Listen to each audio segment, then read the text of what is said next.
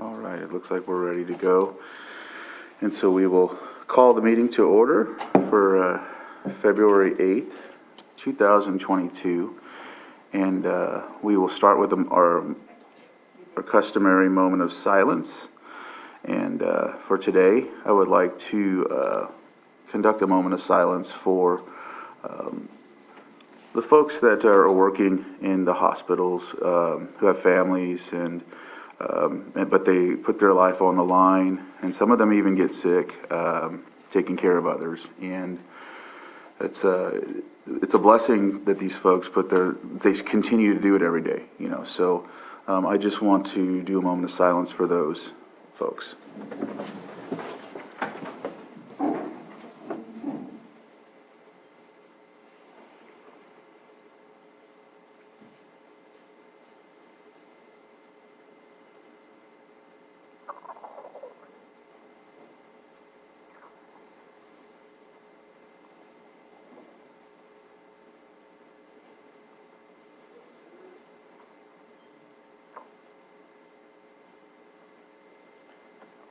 And Supervisor Pyska, would you lead us in the pledge? I pledge allegiance To the flag of the United States of America and to the republic for which it stands, one nation, under God, indivisible, with liberty and justice for all.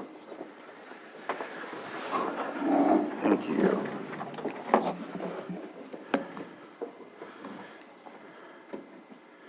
And so, moving on to consideration of extra items not appearing on the posted agenda. And it looks like we have 4.1, consideration of extra agenda item, letter of support to the Lake County Multi-Tribal Fire Prevention Project. And so, And you may need to refresh your app for the agenda software in order to see it if you haven't already Yeah. done so. I have it. Ooh, it just went off. So this letter is for a CAL FIRE fire prevention grant that is due tomorrow. And so this request has been made through the RRA, but we don't have another meeting until later in the month. And so, Okay. And so, Move to approve the extra item. second. do I need to open public comment, or to move to open it is all we need? So I have a motion and a second. Johanna, can you conduct a roll call, please? Okay, Supervisor Simon, is he here? Supervisor Simon won't be here today. Okay, Supervisor Sabatier, Aye. Supervisor Scott, Aye. Supervisor Pyska, Yes. and Supervisor Crandall. Aye. Thank you. And shall we take this up right now? Yep, it's Okay. up to you, sir. Okay, But, so yeah. we'll go ahead and Agree. take this up right now briefly, and so you'll introduce the item, or? Yes. So this is request comes from TERRA, which is the Tribal Ecological Restoration Alliance. And the project, I think it's a lot of work on tribal lands Okay. for this particular project, and workforce development. All right. Any other comments, or? No? Anyone from the public have any public comment? I'm not seeing any for this item, or okay, looks like we have Well, some. for this item, Okay. This is for the extra item? Okay. All right. I'm not seeing any. We'll bring it back to the board for action on the extra item for the support letter. I move that we sign the support letter for TERRA to apply for the CAL FIRE prevention grant. Second? So I have a motion and a second. Johanna, please conduct a roll call. Okay, Supervisor Sabatier, Aye. Supervisor Scott, Aye. Supervisor Pyska, Yes. and Supervisor Crandall. Aye. All right. So now we'll move on to the approval of the consent agenda. Consent agenda items are commonly non-controversial, and they will be approved all together in usually one action. However, if anybody wants to pull one from the consent agenda, then I guess that's when we'll go ahead and ask for that. Supervisor Sabatier. Yes, I'd like to pull, just because I think it's important for the public to be aware, and I do have a couple of questions, and my fault for not asking those questions to Director De Leon, but I'd like to pull item 5.10. 5.10. Okay. Thank you so much. That's on my plate. 5.10. Are there any others? Also known as 5.10. 5.10. Do you have any? Anybody from the public that would like to pull a consent agenda item? Looks like we have somebody. I would like to pull item 5.11 for further discussion, please. Okay. And my name is Skylar Laywall. Okay, Skylar, right there. All right. Looks like we have 5.10 and 5.11. Are there any others? And I'm not seeing anybody on Zoom. All right. So we'll bring it back to the board for action. Mr. Chair, I move to approve items 5.1 through 5.9 and 5.12 from the consent agenda. We have a motion Second. and a second. Joanna, please conduct the roll call. Okay, Supervisor Sabatier, Aye. Supervisor Scott, Aye. Supervisor Pyska, Yes. Supervisor Crandall. Aye. Thank you. And so, these when we have that, okay. So what we'll do from here is we'll move on to public input just for the public input. Is anything that's not covered on the agenda that you would like to discuss? Does everyone feel comfortable with going straight to that rather than? Yeah. Okay. So we will do public input that's for anybody that wants to discuss something that's not on the agenda for today. And you would have 3 minutes to state your name and please bring it to the, try to keep to the 3 minutes. If not, I will stop you. So, all right. Yes. Hello, my name is Justin Quayle. I just want to talk about the accountability thing again, because obviously when I went to prison or I did anything, there was always accountability for my actions or my paperwork. Yes, we got our license, but only because we had to go to other government agencies, because regardless of how much we tell the truth to someone, they will not believe it. And so the research was just one phone call, and 5 years of being in and having somebody lose a application for over a year. Scott De Leon, he did a good job by calling us and saying that we apologize, we found it. But the only way that I found it was by coming over here and trying to subpoena the cameras that I dropped it off. When we call and try to there's got to be some kind of accountability for these workers. And so I'm going to speak up into it until there is accountability. Somebody comes and apologizes or at least admits that they did something wrong and we're going to try to fix it. And it's probably not going to happen again. If it does, it's another mistake. But there's got to be some kind of accountability. I did prison time for a cannabis plant, and I turned myself in when I got judged for my accountability. There's got to be accountability, especially lawsuits that get filed against this. The city have to pay. The people in the community have to pay. That's why I don't want to be like that. But if I don't get an apology or something, it's horrible to feel that way. That you're a person that pays taxes and there's no accountability for the people that you pay taxes to.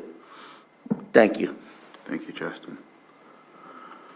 Is there anyone else in the board chambers that would like to provide public input? All right, it looks like we have some folks online, and I will start with phone 4627. You have 3 minutes. Please state your name for the record. Good morning, Tom. This is Tom Slade here. Good morning, everyone. I have a short piece to read here. It's in 2 parts. Part 1. Supervisor Bruno, I hope we can get through public input this time without reading another one of your, in my appropriate, not allowed during public input. Self-righteous, condescending, verbal chest pounding, sophomoric, alpha male displays. I suspect that you're the only one that you impress only yourself. Part 2. Supervisor Eddie, when you said your mom was on a vet, I instantly related to you and others along and breathed. I'll leave out the details. It was the most painful, awful experience. Said, this is real. I'm wondering what you highly questionable mainstream. And I really, my heart goes out to you, Eddie, just so you know. Information regarding early, very effective treatments such as ivermectin and HC closed repeatedly, callers, including me. Receive any of them? If not, I want to start asking questions. What about others in Lake County? I recall from a recent supervisor meeting, remdesivir is being used as a COVID treatment. Now, I'm not. I believe that there may be reason to be. It is not unusual at all for it to cause liver failure, fluid-filled lungs leading to a.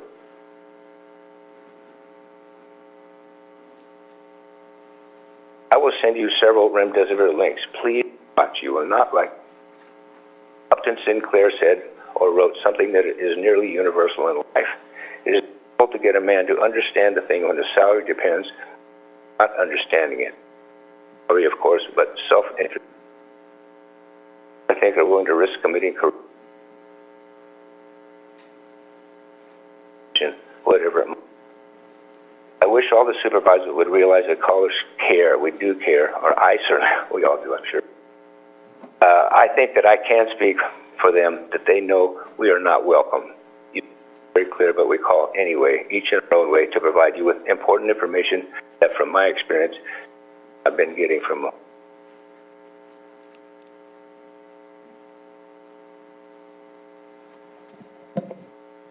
Okay, looks like he's finished with his comment. Next, we will move on to Mary Draper.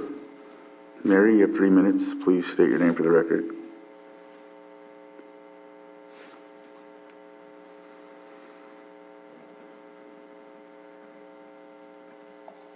Hello?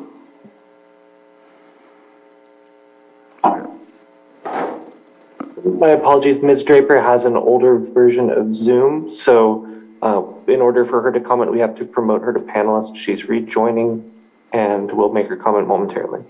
Okay. So I'll move on to a different one briefly before that, and then when she's ready after this one, you'll bring her on. Matthew, does that sound all right? Yeah. Ms. Draper actually has rejoined. Okay, then we'll go ahead and go to hers.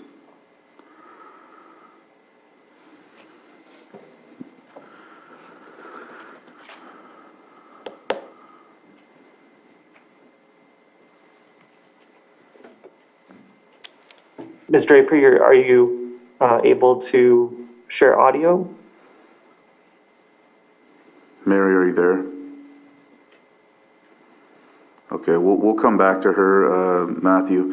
Next, we will move on to Carlos Bono. Carlos, you have 3 minutes. Please state your name for the record.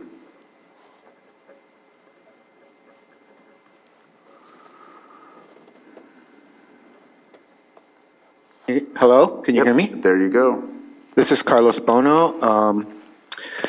Good morning, Board of Supervisors. The most recent Veris COVID vaccine adverse event report of January 21st now shows 22,607 deaths associated with the vaccine. 23,607 deaths. 41,163 permanently disabled. 11,765 heart attacks, 3,903 miscarriages, 124,444 hospitalizations, 116,726 urgent care, 13,575 cases of Bell's palsy, 9,028 cases of anaphylaxis, and 169,217 doctor office visits. Since the vaccine does not prevent infection or transmission, it's safe to say that the only immunity offered by these vaccines is that of the big pharma companies against lawsuits. Basically, pharmaceutical companies, the mainstream media, and local and state and federal governments have induced fear, manipulated, brainwashed, and coerced the general public into getting these ineffective gene therapy shots, making people feel guilty, bribing them with donuts, presents, lottery tickets, free college tuition, even memberships at adult venues just to take the jab. These vaccines have turned out to be more harmful than COVID and have turned people on each other, dividing families and threatening people's livelihoods if they don't take the vaccine. Why the urgency? According to the recent data from the UK, it shows that double vaccinated people between 40 and 70 years old have already lost 40% of their immune system capabilities compared to the unvaccinated, and that their immune system is deteriorating at around 5% per week. This is now being called VAIDS, Vaccine-Induced Acquired Immune Deficiency Syndrome. I urge the Board of Supervisors to fulfill their oath of office in representing their constituents and stop promoting this dangerous and deadly vaccine, since it's only a matter of time before those that have promoted and subjected people to this treatment will be held liable for crimes against humanity. Thank you. Thank you. Next, we have Julia Bono. You have 3 minutes. Please state your name for the record. Thank you, sir.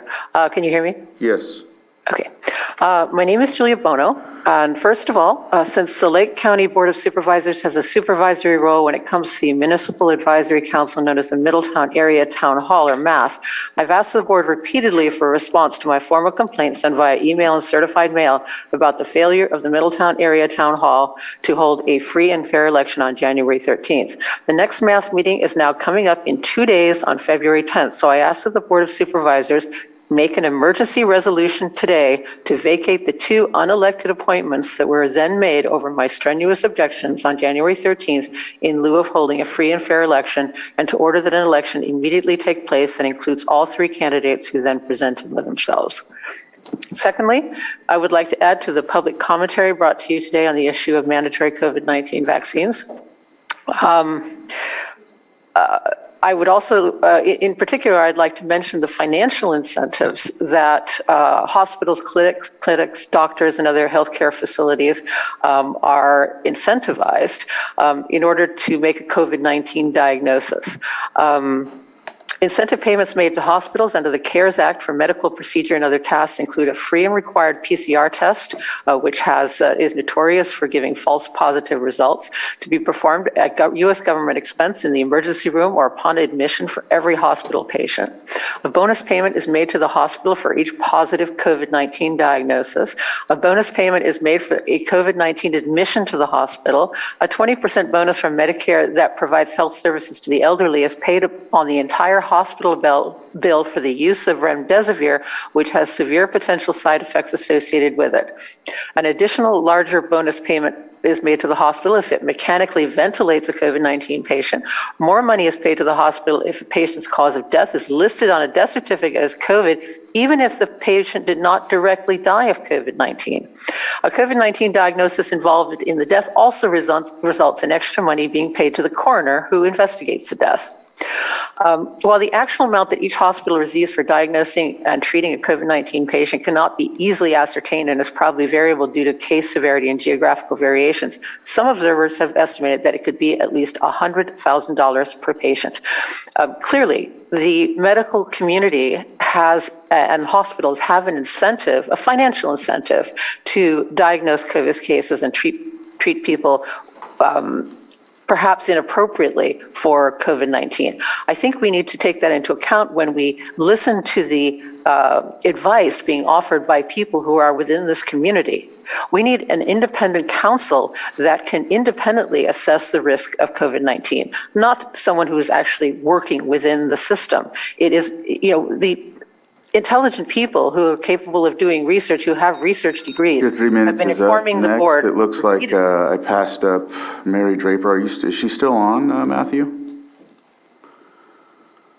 Or I think she might have just wrote hers in, and we can just go from that. So Ms. Draper is not connected to audio in Zoom, so if you would like to I'll read her just read comment. it. Yeah, it says, I wanted to ask you to please consider bringing up the discussion for scenic combining district at the next BOS meeting. This is affecting several people and was written almost a quarter century ago. That would be Article 34, in addition to the distance of SC.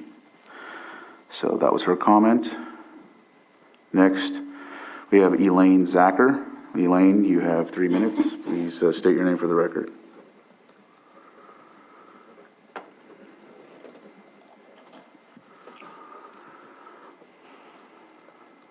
Elaine, come on, speak up.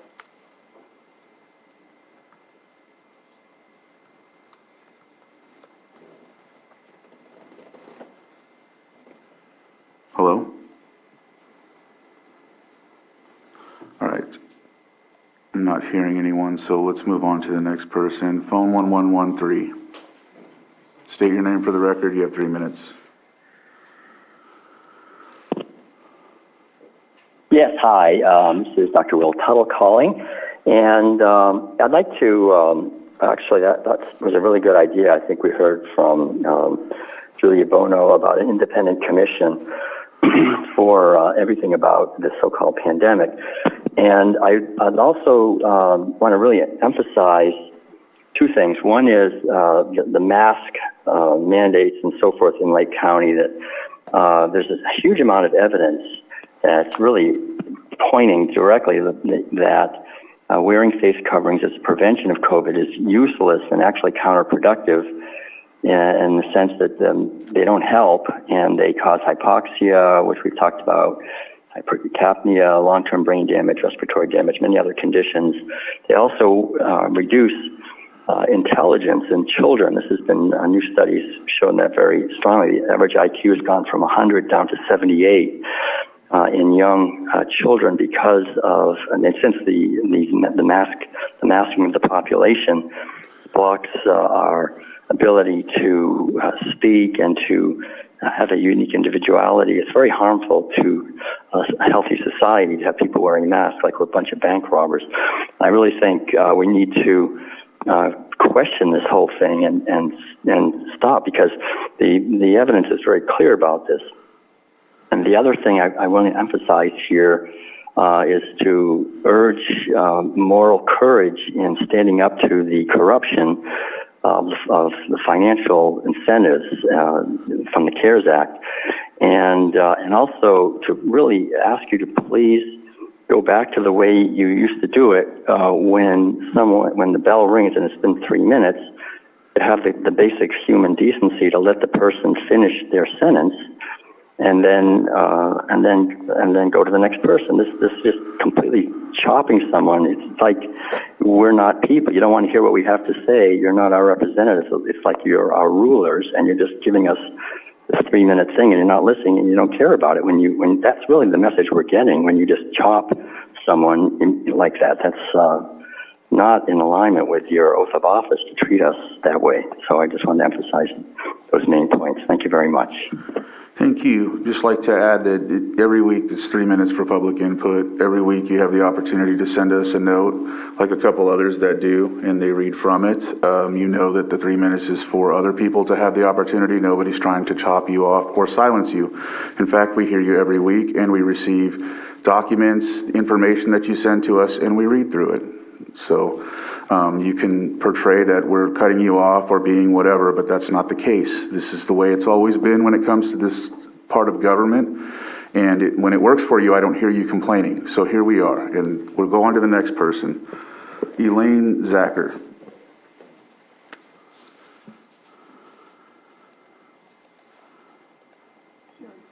Oh, she did? Sorry. I don't think she was able to. Yeah. Are you still there, Elaine? Can you hear us? She's able to unmute and mute, but her microphone. Yeah, her microphone's off. So we will move on to Christina. Christina. State your name for the record, please.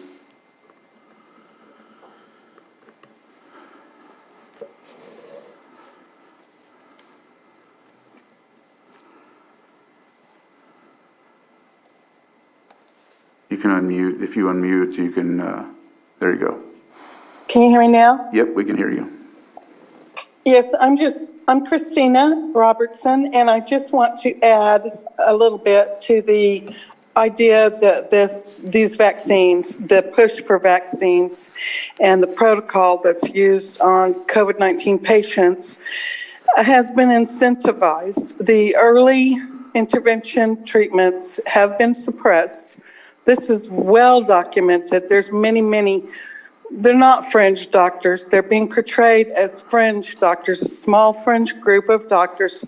They're not. They have treated COVID patients with success early on. This has been suppressed, and people have been allowed to get extremely fearful, and they have been allowed to die, frankly.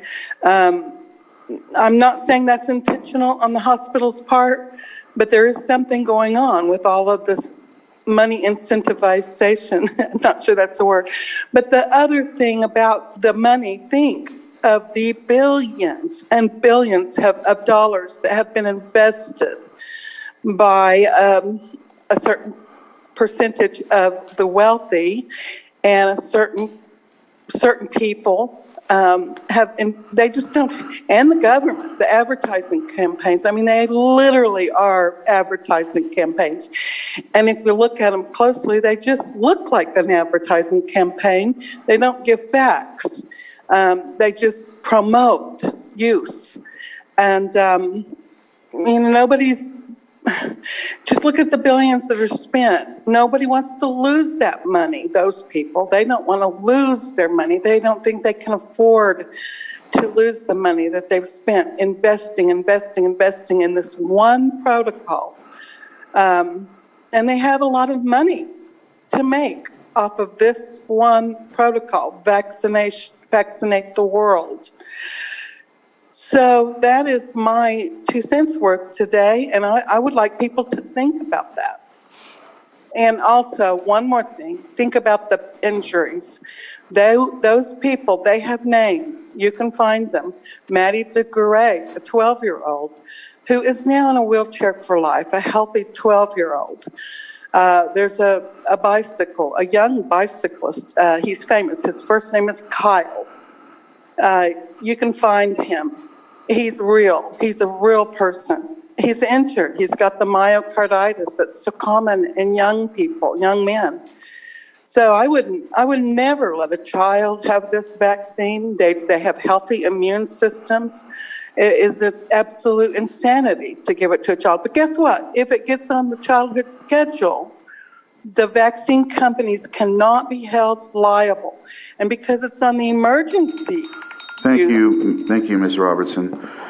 We'll move on, and I'm not sure if Elaine, if you're able, I'll give you one last chance. If not, can you please submit through email if you can't get on this time? Okay, can you hear me now? We can hear you now. Oh, okay. I just have a couple questions. I'd like to know the amount of federal funds the county is receiving to promote COVID-19 vaccinations, and I'd like to know the amount of federal funds the county is receiving to promote mask mandates. And if you don't have that information readily available, I'll wait till next week. Thank you. Thank you, and you can actually probably tune in during the budget later on, and that might give you some indication or part of the answer you're looking for.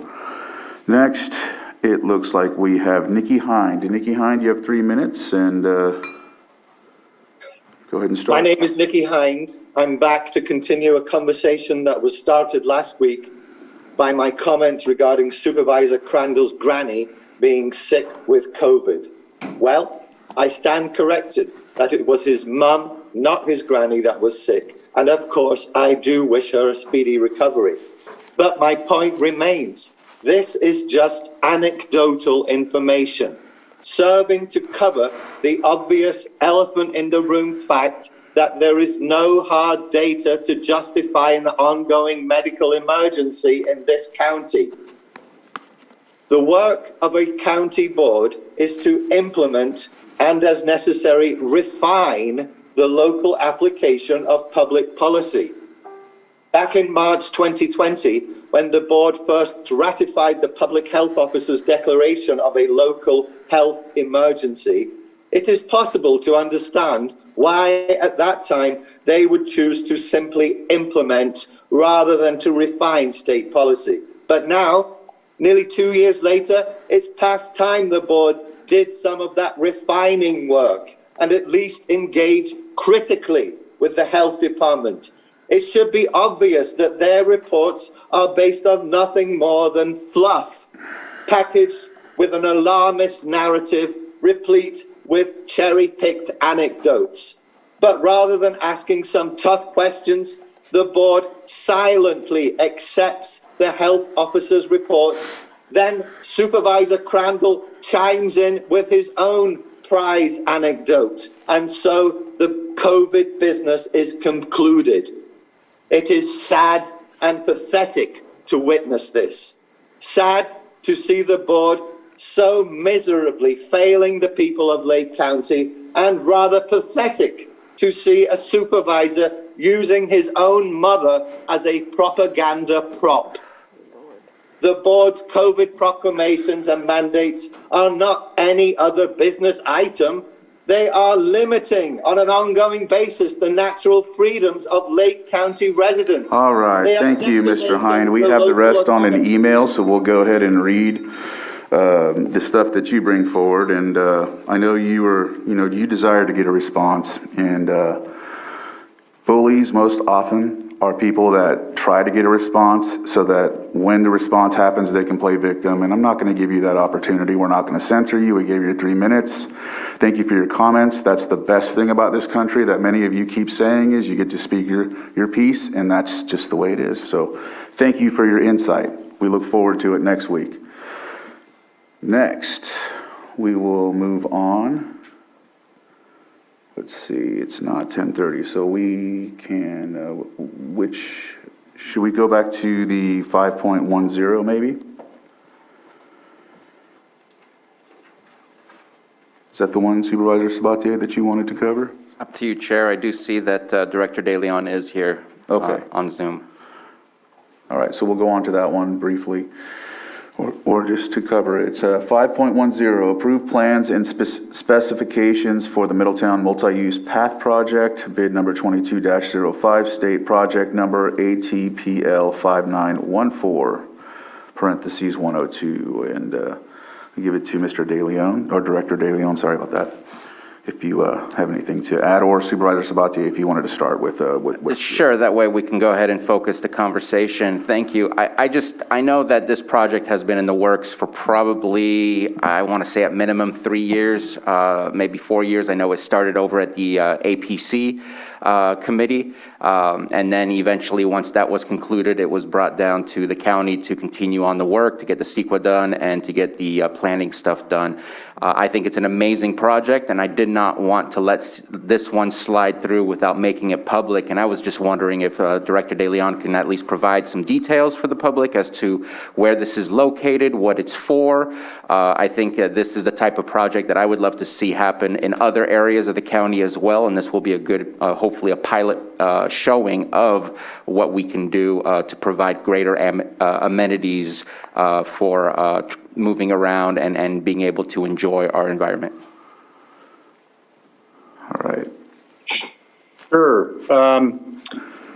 Let me get to a little map here of the community.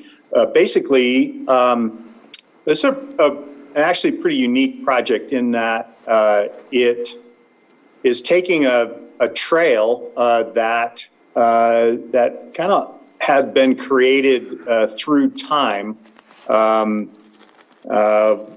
just from folks using it, and we're making some improvements to it and making it safer. And the project basically begins at Pine Street in Middletown, which is a small county maintained road that parallels Highway 29 and dead ends at a cul-de-sac. And the trail will extend from the end of Pine Street along the state highway right-of-way, and adjacent to Highway 29, there's a pretty wide right-of-way through there. It will extend past Dry Creek cutoff and end near the Twin Pine Casino. The path is a combination equestrian and pedestrian path. It'll have a paved portion for the pedestrians and bicyclists, and then a gravel path that will be separated off a little distance from the paved path for equestrians. And again, it will follow closely the alignment of a path that's been created just over time by use. I mentioned it's an interesting project in that it's a kind of a joint effort between the county and Caltrans. The trail is in Caltrans right-of-way, which is pretty unique. I've worked with Caltrans for a long time, and being a transportation guy myself, putting amenities like that that you have to maintain in your right-of-way is generally something that we don't like to do, but Caltrans has been a great partner in this, and they will be performing the maintenance on it in the future after it's constructed. Supervisor Sabatier mentioned that this was done through the APC, and the Public Works Department agreed to perform all the engineering and the development of the plans and specifications. And so we're proud to have played a role in the development of the project. And I'll be happy to try to answer any other questions.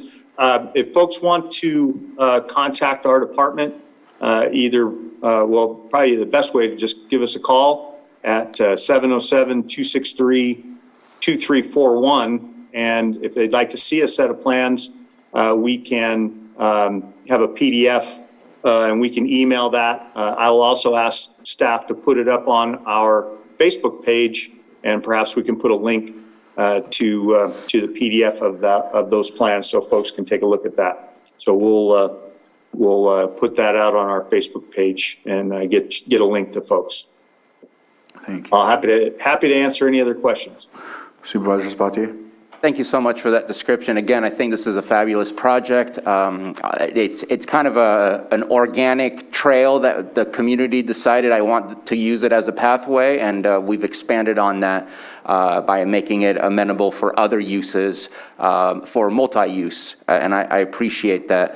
One of the things that popped in my mind, I was looking through the blueprint. There seems to be a wall that separates the highway and the trail. Am I correct in reading that appropriately? I don't know if it's a wall. I think we're putting a guardrail there. It seemed to be like a small, so it could have been a guardrail, yeah. It wasn't like a tall wall that you can't see the highway anymore. Right. That maybe was not the correct use of words. And one of the things that came to mind when I was looking at this project is the new Caltrans funding for Clean California. I'm just curious if that's possible that in the near future there can be ways to pretty it up by adding more art, by adding more attractive portions to the trail by using the Clean California grant. We've actually been contacted by some community members with that very question. And, our focus is to develop the plans and specs for this project and get it delivered. Certainly Caltrans would be the agency that would be approving any additions or modifications to the completed project for any beautification. I know that the community member that I spoke with had some pretty grand ideas as far as shade structures, art, planting of trees, etc., for the beautification of that facility. So that's kind of already being kicked around, and if there's anything that we can do, Public Works can do to help support that, it will be something that the Caltrans will have to approve. But I think it's certainly a candidate. Thank you so much. Appreciate it. Supervisor Pyska? Yeah, I'm so excited for this project and grateful for the update. When I was in high school, I used to run that trail for cross-country, and there's not a lot of places for kids to safely run. In our towns, we don't have an extensive trail system, which is one of my top priorities. So I'm just so excited for this. I think it's just going to be wonderful. I love watching the kids ride their horses and talk on their cell phones at the same time. So it's going to be just a wonderful improvement for Middletown, and I wish Supervisor Simon was here to participate because I know this is an important project for him too. All right, is there anyone from the public that would like to add comment to this, or if not, I don't see anybody in the chambers and I don't see anybody online, so we'll bring it back. One last comment. Thank you, Director De Leon, for letting me put you on the hot seat. I did not ask him until just earlier if he could provide some updates. No problem. All right. So I think... Mr. Chair, I move to approve plans and specifications for the Middletown Multi-Use Path Project, bid number 22-05, state project number ATPL-5914, in parentheses 102. Second. So I have a motion and a second. Johanna, please conduct the roll call. Okay, Supervisor Sabatier? Aye. Supervisor Scott? Aye? Supervisor Pyska? Yes. And Supervisor Crandall? Aye. CEO Hutchinson, you had I something? had something for the next item. Oh, okay. Complete. Okay. Yep, so it looks like that passes. Thank you. CEO Hutchinson? Yes, so Mr. Chair, I just wanted to call to your attention that Corey Pollich from the Sheriff's Department is here for 511, if you wanted to take that up. And then we also have stakeholders present in the Zoom with you for 7.4. Okay, excellent. We will go on to 5.11 and then do 7.4 right after. So 5.11, approved letter of agreement between the Lake County Sheriff's Office and the Drug Enforcement Administration of the United States Department of Justice in the amount of $195,000 for this period, October 1st, 2021 to September 30th, 2022, and authorize sheriff to sign the agreement and authorize the chairman to sign workplace certifications and grant assurances. And good morning. Morning, Lieutenant Pollock. Well, someone from the chambers had pulled this item to discuss something. If you wanted to give a brief just discussion or start the brief discussion on this, and then I'll ask the citizen to come up and speak on behalf of what they pulled it for. Absolutely. So this is our DEA grant that we've been using over 20 years. We received funding from the DEA to assist with investigating and eradicating large-scale illicit marijuana grow operations on public and private lands. We use it to fund helicopter time, where we rent helicopters to try and locate these illicit marijuana grows, as well as overtime for our employees who are investigating these grows, and equipment used for the investigation of these grows. Thank you. And so, Supervisor Sabatier. Yeah, I just have a question, and thank you very much for that summary there. The $195,000, would you be able to describe, because that's such a small drop in the bucket for an entire operation, especially year-round. Can you provide at least some idea of how much that 195, what does that provide for us? A lot of it goes towards our helicopter time. Helicopters are very expensive, around $2,000 an hour for flight time. So generally gets 20, 30 hours of flight time out of that during the season. And then we use it for overtime for our personnel that are out in the field. We have 2 people assigned to our marijuana unit right now, but it takes a lot more than that to go out in the field. So we have to do that on an overtime basis. So we have 3 or 4 people on overtime, and we have to go out and eradicate these marijuana grows. And then there's some equipment that goes with it that we buy with the clothing that they have to wear out in the field, and vests that they use while they're working out in the field, and tools. Thank you very much. All right. Any other comments from the board?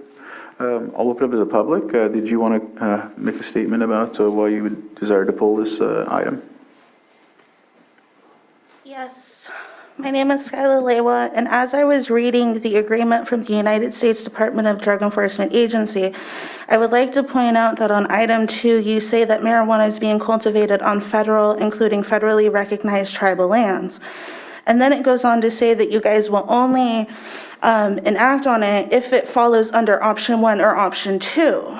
So you just said that you're using this grant money for public and private lands, but the paperwork is showing federal tribal land. So I'd like to point out that you made an error there. And I would also like to point out that the Lake County Sheriff's Department recently last year received a grant and went into We need you to have the mask on, unfortunately. a grant thing with Sonoma County Helicopter, where you guys got grant money from the county to get helicopters, and you guys were already going to be paying $55 an hour for your sheriffs to go out and eradicate. So why are you guys getting 2 different grants? I would just like to point that out because that did come before the board last year. There's not 2 grants. It may have been the same grant that comes before the board every year. She's talking about. But No, we it's have, a different grant where you guys got a grant and partnered with a helicopter company out of Santa Rosa for triple digits. What I believe that was is we have to bring our contracts every year to the board to utilize those helicopters. So those come separately from this grant. So But you guys are still going to be utilizing Can we let him that finish? grant Let him money finish for that and then you'll. helicopter. We need to have a little more order in that. I'm sorry. So basically those contracts, we use 2 different companies that we use for this helicopter service.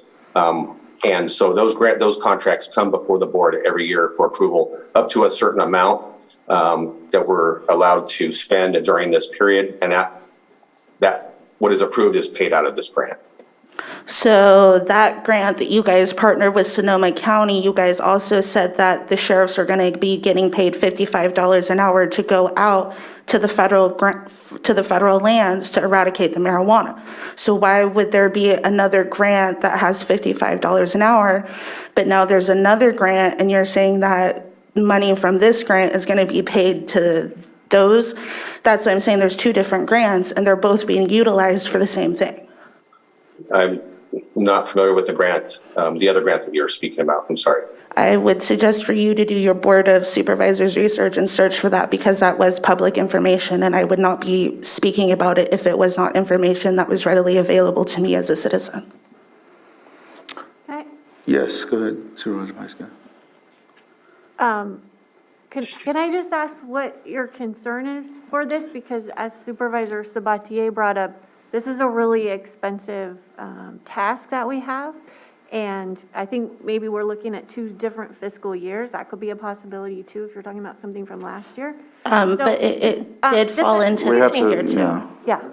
So I just want to, rather than try and pick apart and figure out, which grant is which, what is your major concern? Do you not My want this? major concern is that I was pointing it out, that there were 2 different grants. And then my other concern is that did the Lake County Sheriff's Department go and talk with the tribal leaders about going onto their land because now you guys are violating sovereign rights. Okay. And So sovereign people don't have to adhere to the We county really and need state to law. have a little more order. We do. We just have to let one person talk and you talk. I understand you're ready to answer, but we have to be able to communicate to get to the bottom of this. So it sounds like your concern is Rights are going to be violated, yes. You can't speak over me like that here. You can't. We have to have a little order. So it sounds like your concern is for the tribal nations, and this grant would be applicable to that land, and you want to make sure that there's permission, that there's Yes. communication happening.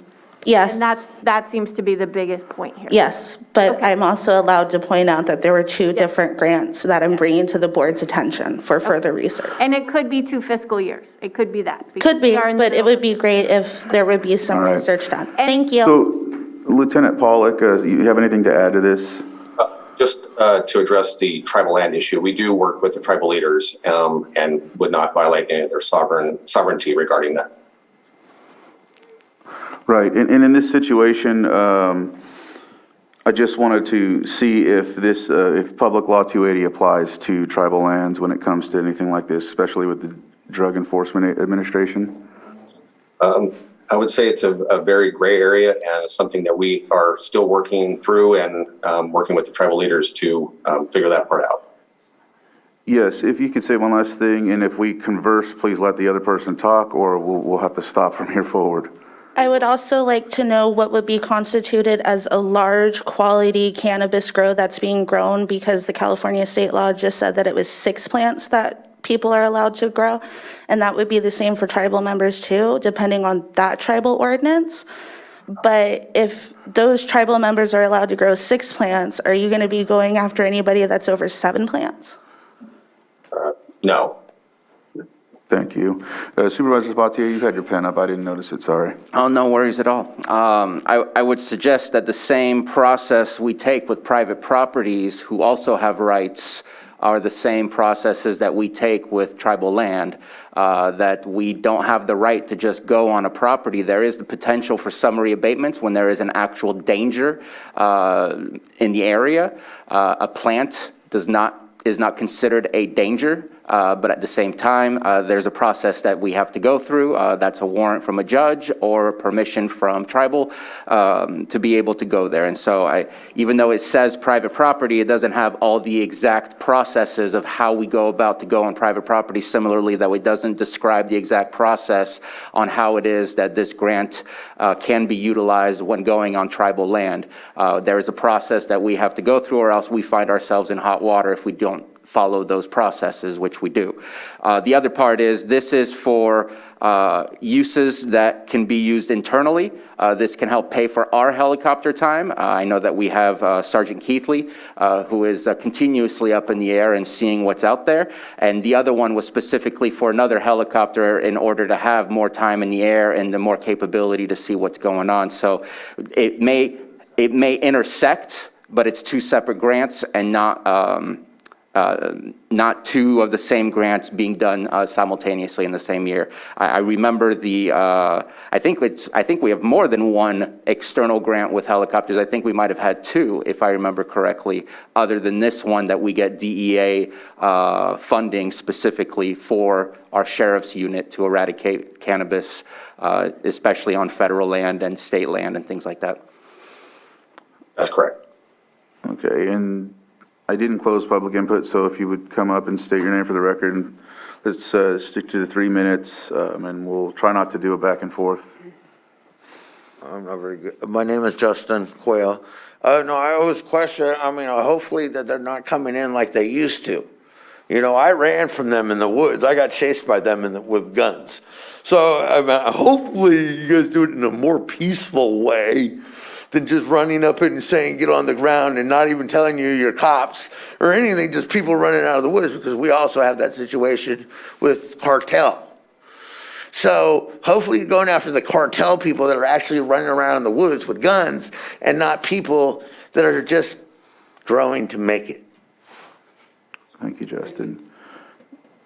Again, we have processes that we have to follow and abide to by the law, and I'm not sure if comparing our sheriff's department to cartel type actions is the right comparison to make.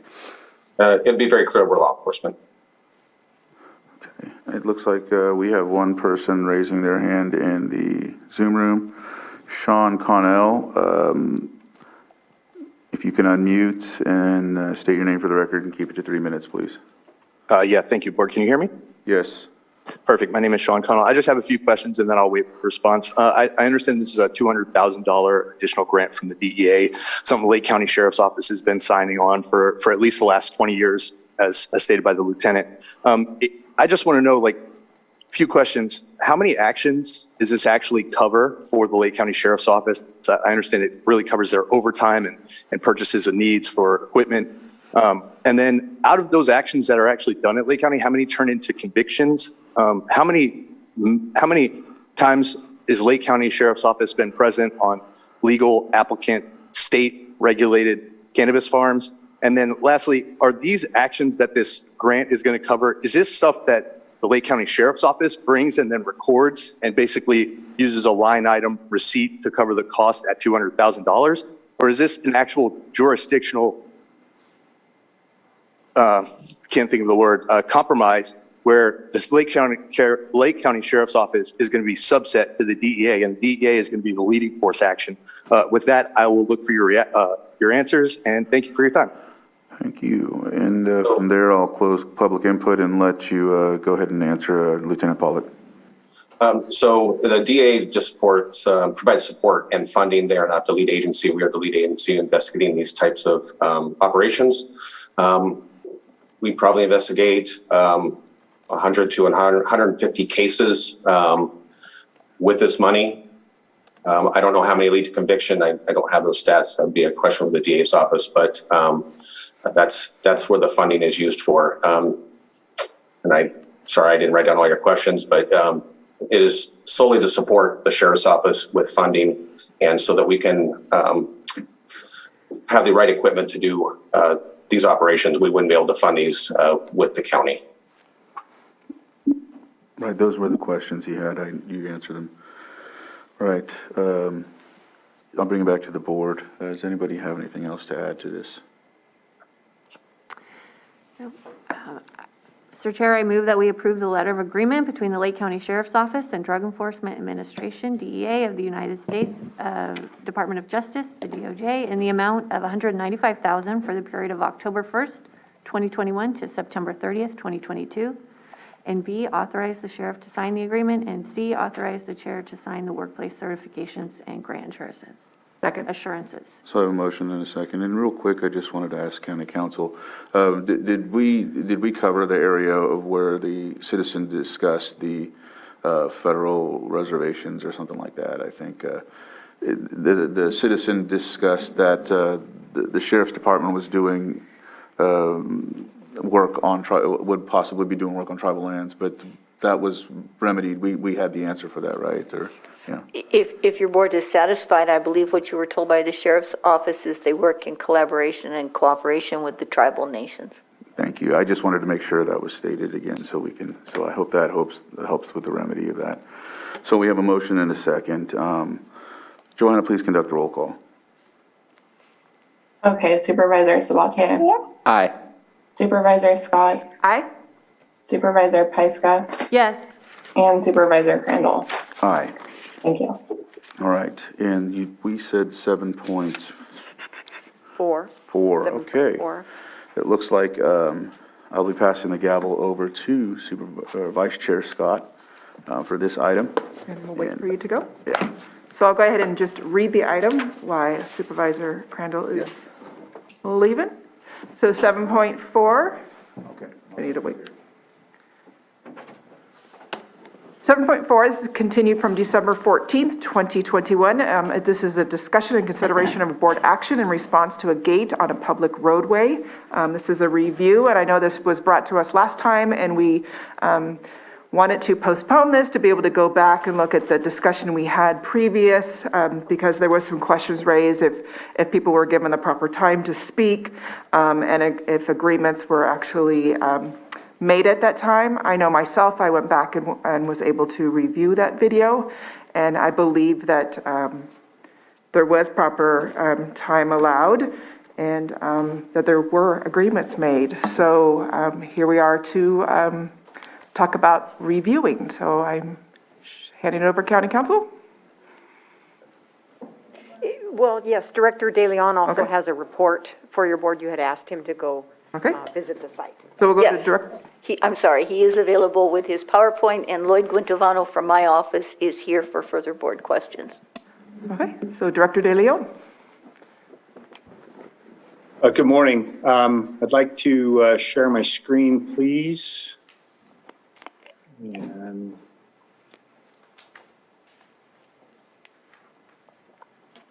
hoping everyone can see that. Yes. Great.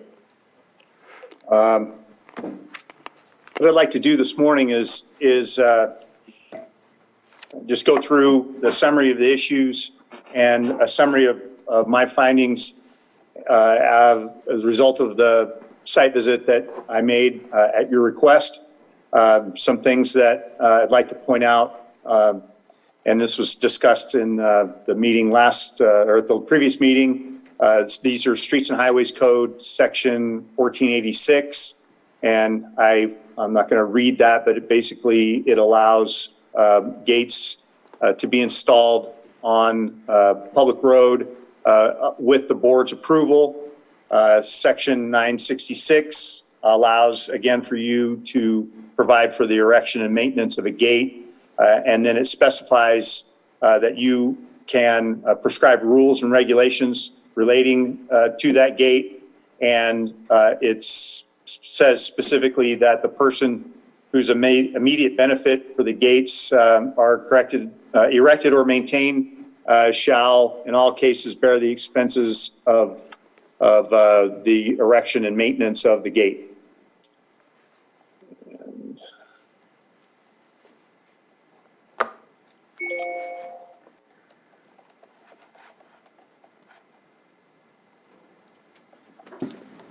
Sorry about that. There we go.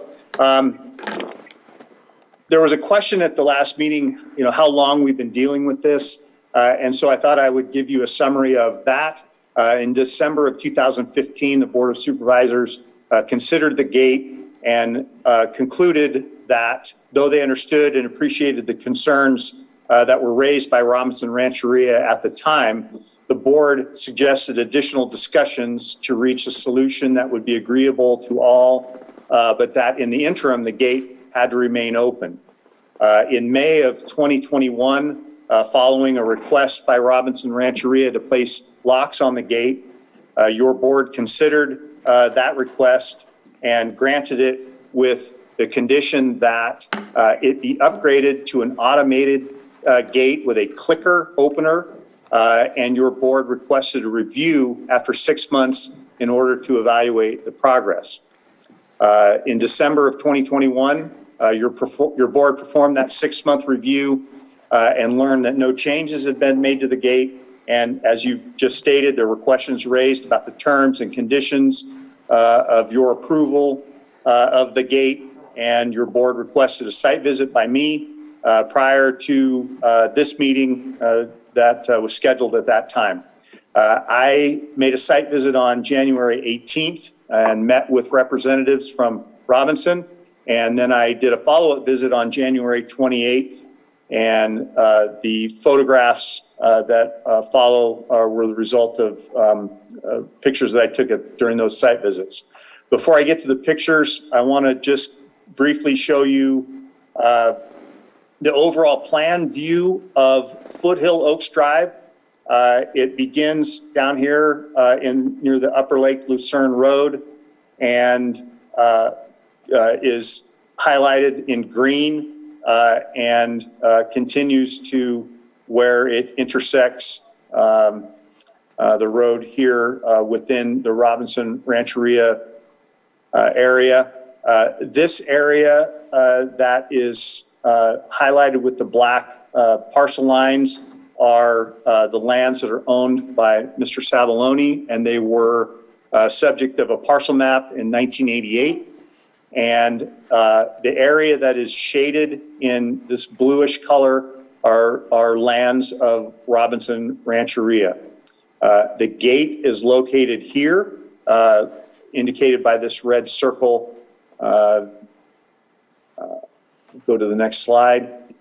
These are photos that I took. This is Foothill Oaks Drive facing north near the Robinson Rancheria Casino. It is here on the left. The Savaloni property is here on the right. This is turned around. I'm facing south now on Foothill Oaks Drive.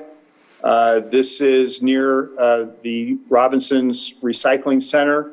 I circled this area here. This is the driveway that Mr. Savaloni currently uses, and he exits onto Foothill Oaks at this location. Continuing northward on Foothill Oaks, this is a drive approach that goes into the Robinson Rancheria Casino parking lot, and so there's access into the parking lot off of Foothill Oaks. This is at the Foothill Oaks Drive facing north, where the gate is currently located. This property on the left is private property. The property on the right is Robinson Rancheria property.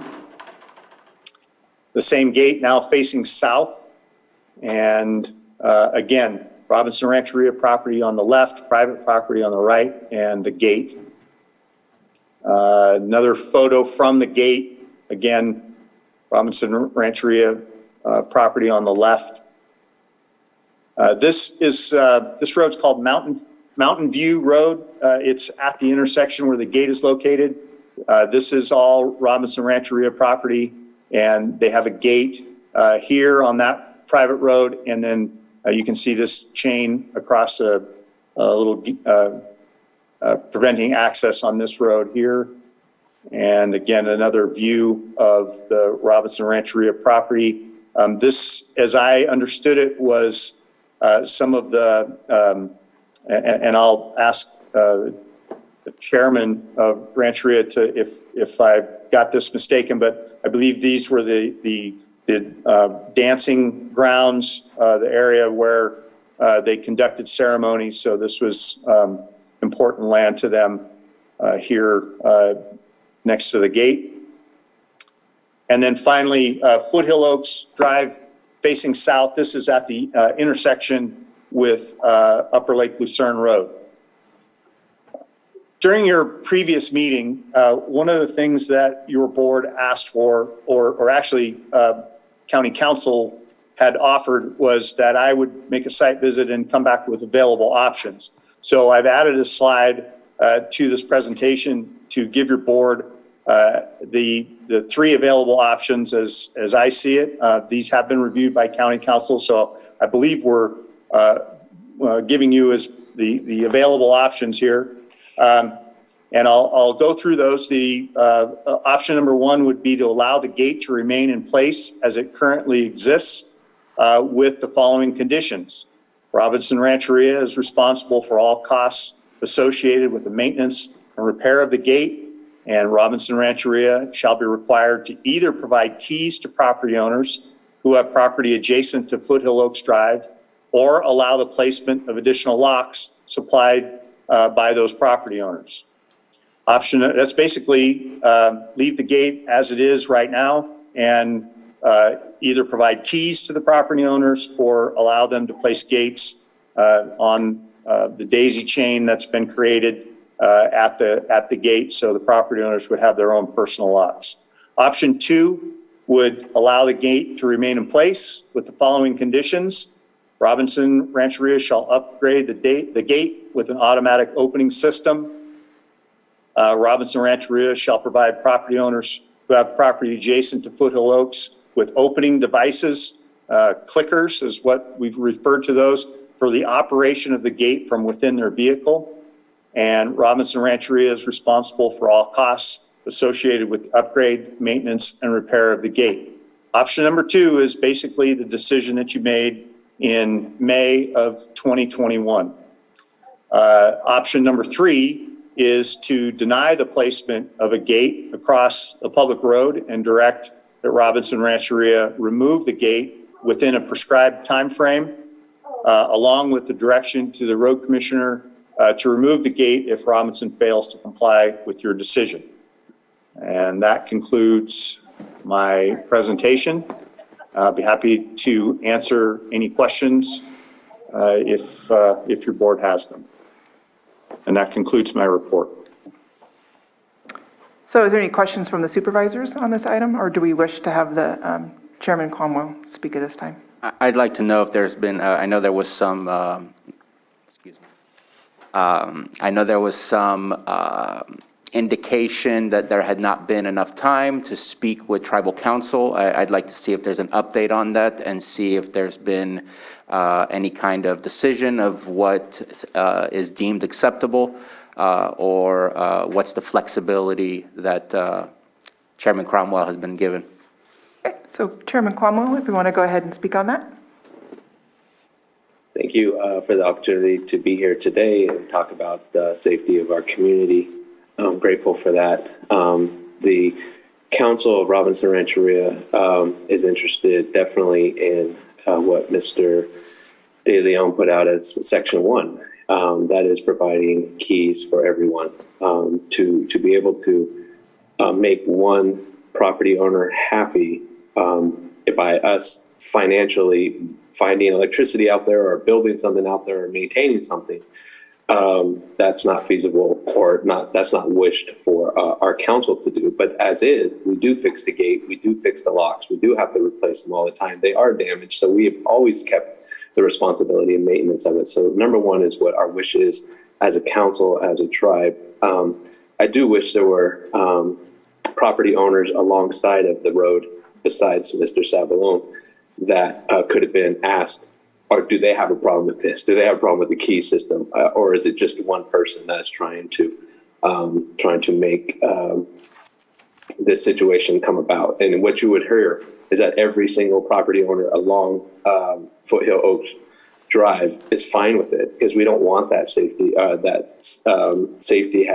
the lack of safety of people just being able to drive through our community any way they want. So just hopefully I answered your question. We are interested in option 1, but thank you for your time. And then my further question is, I know there's been some comments about what is the issue and why is the need for the gate, and I know that illegal dumping has been one of them, and I'm just wondering if you can kind of provide that perspective. Yeah, thank you. Just to make sure that as we look at a solution that we're aiming for what is the problem. The biggest problem is that it's an unsecured highway road system off the highway. So people from Nice can, go into the roundabout and come out at Upper Lake Lucerne Road at any rate of speed they want, and they have. They can carry anything they want. They could do anything on our property because we are up against that road all along that property, as you saw on that one map. So really, it is security that people cannot just drive through there because they want to or they wish to at any rate of speed they want at any time. That has been our biggest safety hazard. Mr. De Leon did see, how when he was on our visit, how kids walk up and down that road. That's our children walking home from the school bus. That's our community members walking to the recycle center, to the casino. It's about securing that patch of land or roadway so that we're secure as a community. And I think that's kind of what I really wanted to say most about it being safety. But we have opened it up for car accidents and fires and stuff like that. We get our maintenance team out there to know that this is a way to safety valve so people aren't like bunching up on the highway. So we've done that because we are a community member here. So it's not just we got to keep it closed forever. It is, hey, we are considerate about the scenarios and the situations in which we need to be a community member. But for the most part, we just want the board to recognize that this is a safety hazard to have just a road that anybody could travel on and nobody could be stopped on and nobody could be asked what they're doing and they could do whatever they want next to our property and our community property, the ones that live next to us. So thank you. Supervisor Pyska? Thank you, Chairman. Can you speak to the preservation of your sacred sites as well? I know that came up last time. Yeah, thank you. So we do have in that intersection, we do have one of the gates that is to our dance grounds, and that dance grounds are important to us, obviously for our ceremonies. But we wanted something that wasn't right next to our community where people can just go and do what they want. They could just walk over there. So we really hold that land sacred for these ceremonies, and we take care of it. And it's always manicured and it's always taken care of and hopefully secured. But we do have the fear that people can just go over there. And we are going to put up a more substantial gate that's in the works right now, just like the other one, so that it could have more of a ceremonial representation than just a chain link. But for us, that's where we go for our ceremonies, our morning ceremonies, in our spiritual gatherings. So thank you for asking. Anything further from the supervisors before I open up to public? Supervisor Sabatier? And I'll just, I'll be frank. I think it's, securing property is definitely important. I'm not going to belittle that at all. What's strange is you can access any of those properties from either way on that road. The properties are accessible anywhere around that road. You just can't go through the gate. So I don't know how that gate specifically helps to secure properties any better. It's absolutely accessible from any direction. You just can't go all the way through. So I don't know that the argument of security, there's nothing that stops vehicles from going there if they want to. It just stops them from going through. I have, over the course of being involved in this conversation, and I'm sure that Chairman Cromwell can hopefully empathize, is there has been direction given and direction not taken. And that is a little frustrating because we deal with that often. And unfortunately, we struggle with dealing with our community when we need to do the things that we're asking to get done, whether that's taking down a barrier or whether that's asking for somebody to clean up their yards. And that's the part that I struggle with, the ongoing conversation when I believe, if I remember correctly, this has been going on since 2015 with a request and no action. Coming back to us in 2020, another request and no action, or maybe that was 2021, and here we are still having that discussion. So I hope that we could figure out a way. In my mind, the gate doesn't change much in what potential actions could occur there. I'd like to take it a step further, and I know that this one's going to burn Director De Leon's ears.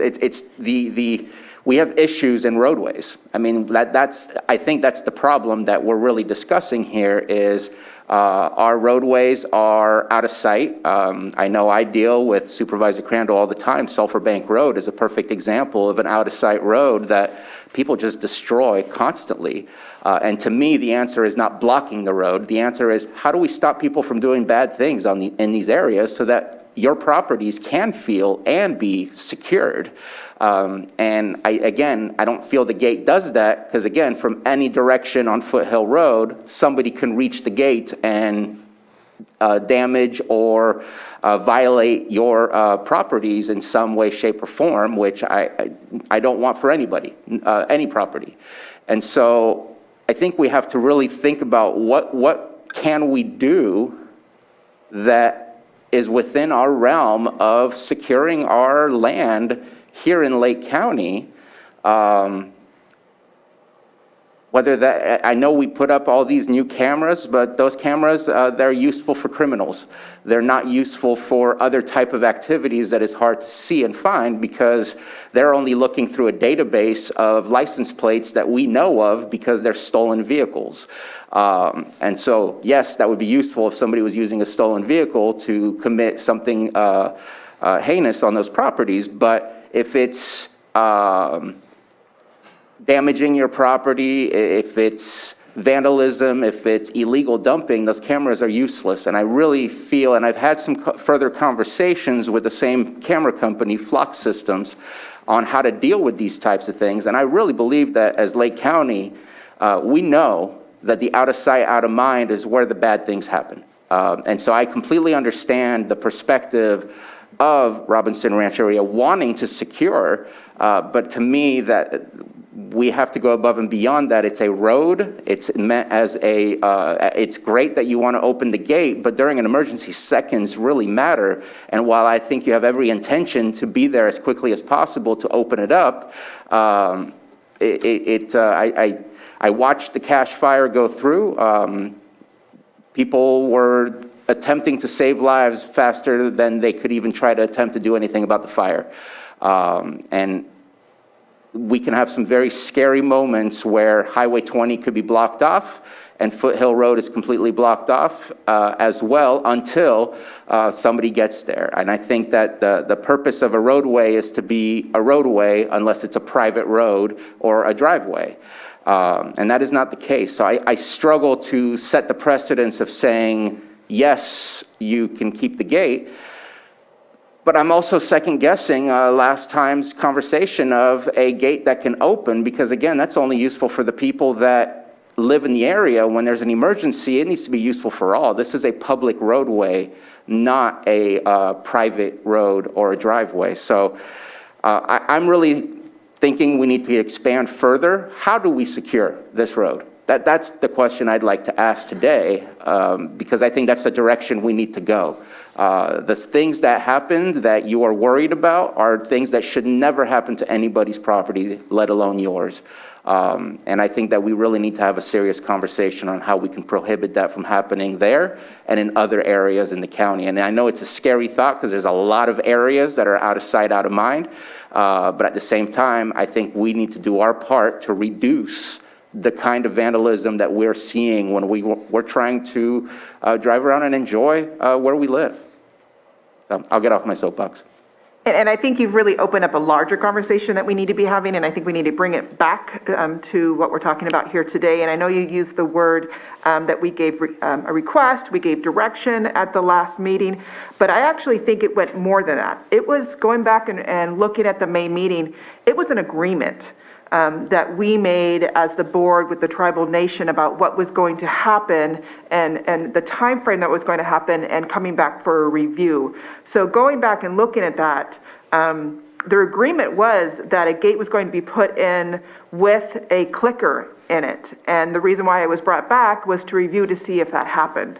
Right now, I'm at the point where we need to stick with our agreement that we originally had in May, our agreement here with this board sitting in May, that to put a gate with a clicker in, and if that doesn't happen within a certain amount of time, then direct Director De Leon to have his department take the gate down. So that's where I'm at after going back and looking at that. Supervisor Pyska? Yeah, that's where I am too. I know, Chairman Cromwell, you spoke about the cost. I think last time we talked about this, weren't you bringing up the cost was prohibitive or something along those lines? So you were having a hard time getting a quote. And I think for safety, for an emergency, a clicker is the best option because it's fast and all the property owners should have that clicker. I think that's why we went in that direction. You can have them installed with a little solar panel so that there's you don't have to bring the power there. But that's where I am too. And can you speak to where you went with getting that bid for that clicker or the automatic opening system? Yeah, we don't have a problem getting a bid at all. In fact, we probably have one, if not two. I just want to reiterate, in May when we talked and we did this agreement, being a chairman does not give me the right to spend tribal funds or tribal money because I'm on a board of a supervisor dialogue like this. I have to take it back to my council, and then the council will say yes or no. So I did speak in a way of like, yeah, I want to make an agreement to make this work in May. Going back to my council, they were not interested in paying for something like this, but we did get quotes, so I do have quotes. So just want to reiterate that, not that there was an agreement that I didn't say those things, but going back to my council, and that's why I waited the 6 or 7 months for me to come back in December to say, we're not going to go forward with paying for something out of our pocket. So just wanted to reiterate that. Supervisor Pyska? Or? Well, my pen's still up. I mean, I understand and I appreciate that you've clarified for us that you don't speak for the council, that you're a representative of the council and you have to have, the council has to agree. So if how can we get into an agreement with the council so that we can move forward with what we brought to you last May. And I think we need to not wait and for a 6-month review, but to make this happen very quickly, because we were all, maybe we didn't quite understand that you couldn't speak for the council back in May, and we need to move forward with this. I know on our side, we meet tomorrow as a council, and this is an agenda item every single week, as long as there's updates and new things like this. So we will have this conversation tomorrow on what direction we will go. I can have an answer in our minutes by Thursday of knowing what decision our board goes with.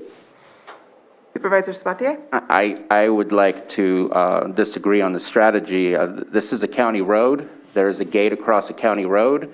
If we make a decision today, that is the decision. There's no waiting for a reciprocal conversation to occur. That is a decision we are making for a county road. So But aren't we entering into a contract where they're going to agree to the maintenance? Well, if As they don't, then the installation? gate that gets taken down. I mean, that's the way that I see it is Right. we would love for the council to figure out how they're going to make the gate work, but if they can't, the gate that gets taken down.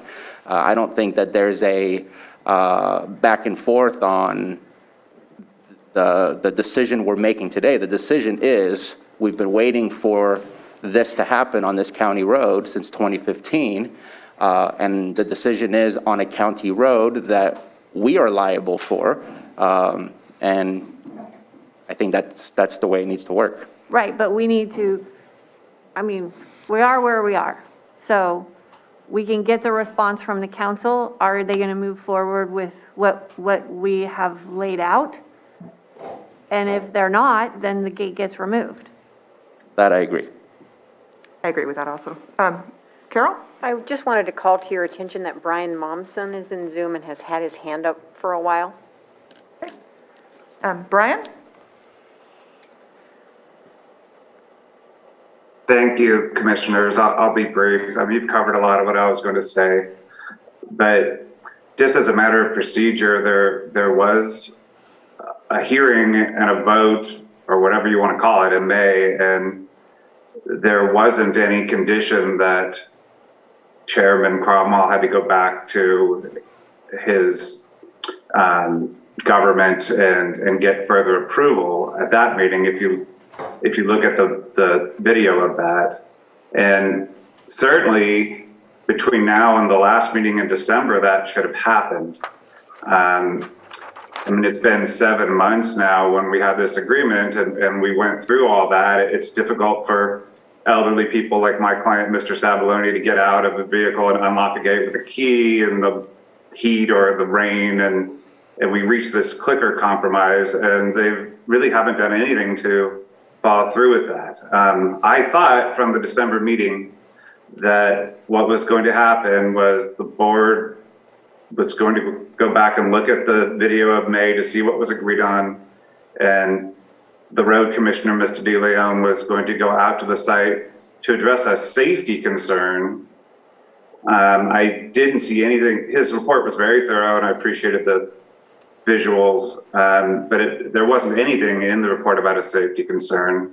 The gate is nowhere near this bus stop. And I agree with Supervisor Sabatier that there's no need to reach an agreement with the tribe. It's a county road. There's a lock gate over county road that's been ordered to be left open since 2015. It's been locked now for 2 years through 2 fire seasons. And let's also not forget that Mr. Sabaloni has an approved subdivision, which Foothill Oaks Drive was going to be an exit for. So what we would ask for is a firm timeline with deadlines when the gate will be removed unless certain actions take place. Like no more, let's meet again and talk about it.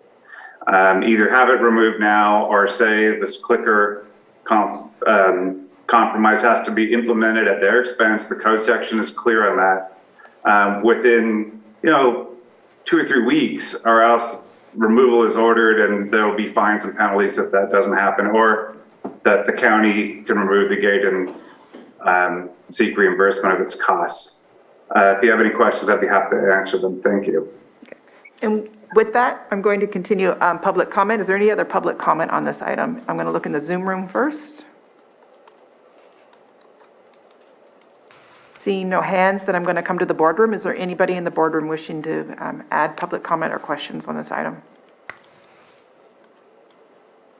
Seeing none, then I'll bring it back to the board. Supervisor Sabatier? And I think that 2 to 3 weeks is a little bit way too short of a time. I have been told that tribal government works faster than other governments, but at the same time, we need to be realistic for contractors and for materials. We all know that that's not exactly, we're not 2019. We've all had the struggle with finding staffing. We've all had the struggles with getting orders coming in. So I'd like to give them an adequate amount of time. I'm okay with waiting anywhere between 3 to 6 months, but at the same time, I think it needs to be the final time that we have, that we discuss this and we give the direction of what we're doing. But I think it needs to be adequate time so that they don't end up in the middle of doing something. It's just, I don't know, I don't want to be unrealistic in the timeline. Supervisor Pyska? Chairman Cromwell, would you be able to give, if this is brought up at your meeting tomorrow, is it tomorrow? Okay. Yeah. Would you be able to come back next week and let us know how you intend to proceed? And then if you want to have, if you intend to have the clicker installed, I would like to see it installed May 1st, which is, you know, typically our fire season starts July 1st, but with the conditions we have now, I think May 1st would be appropriate. Yeah, next week. Oops. So you can come back and let. Next week. Yeah. Next week I could come back to this setting and let you know the desire of the council. Well, I don't know that we have to come back to the meeting, but you could let let Public Works know, send a letter to Scott, Director De Leon, let him know what your intention is, and then we can move forward. We don't have to have it in the meeting, and then we can, I mean, I'm putting May 1st out there as a deadline for the gate for the installation. We can work on that if anyone has different ideas. So we would have to come to an agreement today, then, if we're not bringing it back to the board, of what we would like to see, and if we don't see that, what action we want to see after that. So you're looking to have the clicker installed by May 1st, and for me, it's, you know, have it done by May 1st, or come back and show us that you are in a contract with somebody to get that work done, because it is hard to find contractors to do work here. Mm-hmm. And then if it's not done by May 1st, have the gate taken down. Unless there's good faith work, that's, you know, an effort that's being shown. But next week, we get the commitment of which way they want to go. By May 1st, the issue should be resolved one way or the other. Anita? Unless. Thank you. I think since you're talking about making further orders today, and your board members are right, you've already made orders from the previous hearing. If what you now want to do is reaffirm that order and provide a time frame, I think you should give it and the conditions. For example, you can say that the gate has to, the clickers have to be, a system has to be implemented by X date, or substantial progress has to be made, and you can leave that, if you like, to the road commissioner to assist you with determining. If neither of those conditions exist by whatever date your board determines, then the gate comes down, or which is an action by the road commissioner, as Scott De Leon's pointed out. So I'd encourage you to couch it so that this doesn't have to come back innumerable times to determine what you meant. So if I could, should we do that in motion form then, since we're reaffirming? Yes. I think you can have a motion to reaffirm your earlier order with regard to the clicker system, and to further order that that system must be in place on the road in question by the tribal nation no later than X date, or that substantial progress has been made And if substantial progress has been made, perhaps Scott DeLeon can give you some idea of what form that would take, so you understand that you're all on the same page as far as that phrase. And then if we're also letting Chairman Cromwell go back to his board to see if they agree with that, should we have another stipulation saying if they don't agree with this, then the gate comes down? I think you can certainly say if the tribal nation refuses to comply and/or has not complied by the date provided by your board, the gate would come down. Okay. Supervisor Sabatier?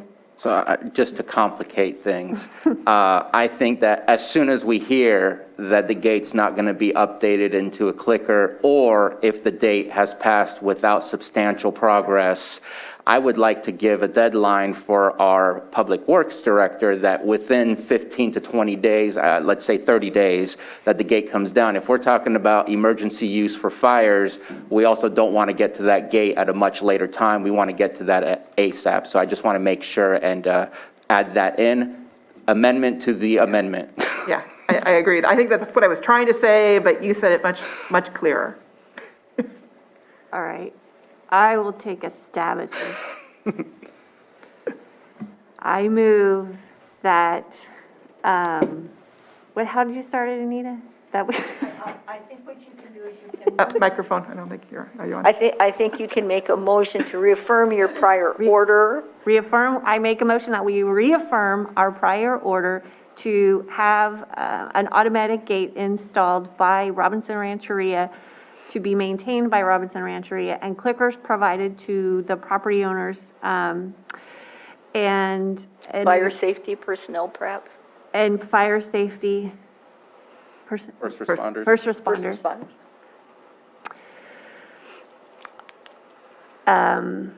No later. No later, well, the gate and the system, the automatic system should be installed by May 1st. A commitment to the Public Works Department by Robinson Rancheria should be made within 2 weeks from today, which way they want to go forward. And if Robinson declines to install the gate, then Public Works will remove the gate by May 1st. Is that, am I missing? Within 30 days. Within 30 days of that declination. Did you want to say anything about substantial progress, which could be defined as the tribe having evidence of a contract having been entered with a projected date for completion? So at least you have something concrete. As amended. Okay, I have a very messy motion. We got this. Second. And I have a second. Johanna, if you could please call roll. Okay, Supervisor Sabatier? Aye. Supervisor Pyska? Yes. And Supervisor Scott? Aye. Thank you.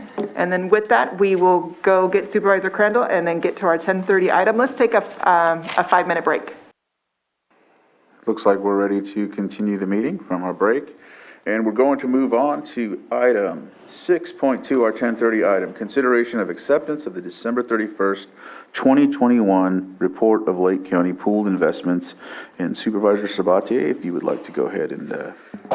So I'm not going to take too long. I just want to summarize the fact that this is our, at least in my experience, not sure if Supervisor Scott's experience, but this is going to be the very first investment report that we have received at least since 2019, and it's supposed to happen quarterly. We're also supposed to get an annual. This has been something that we've been working on when we had the Treasurer Tax Collector Committee.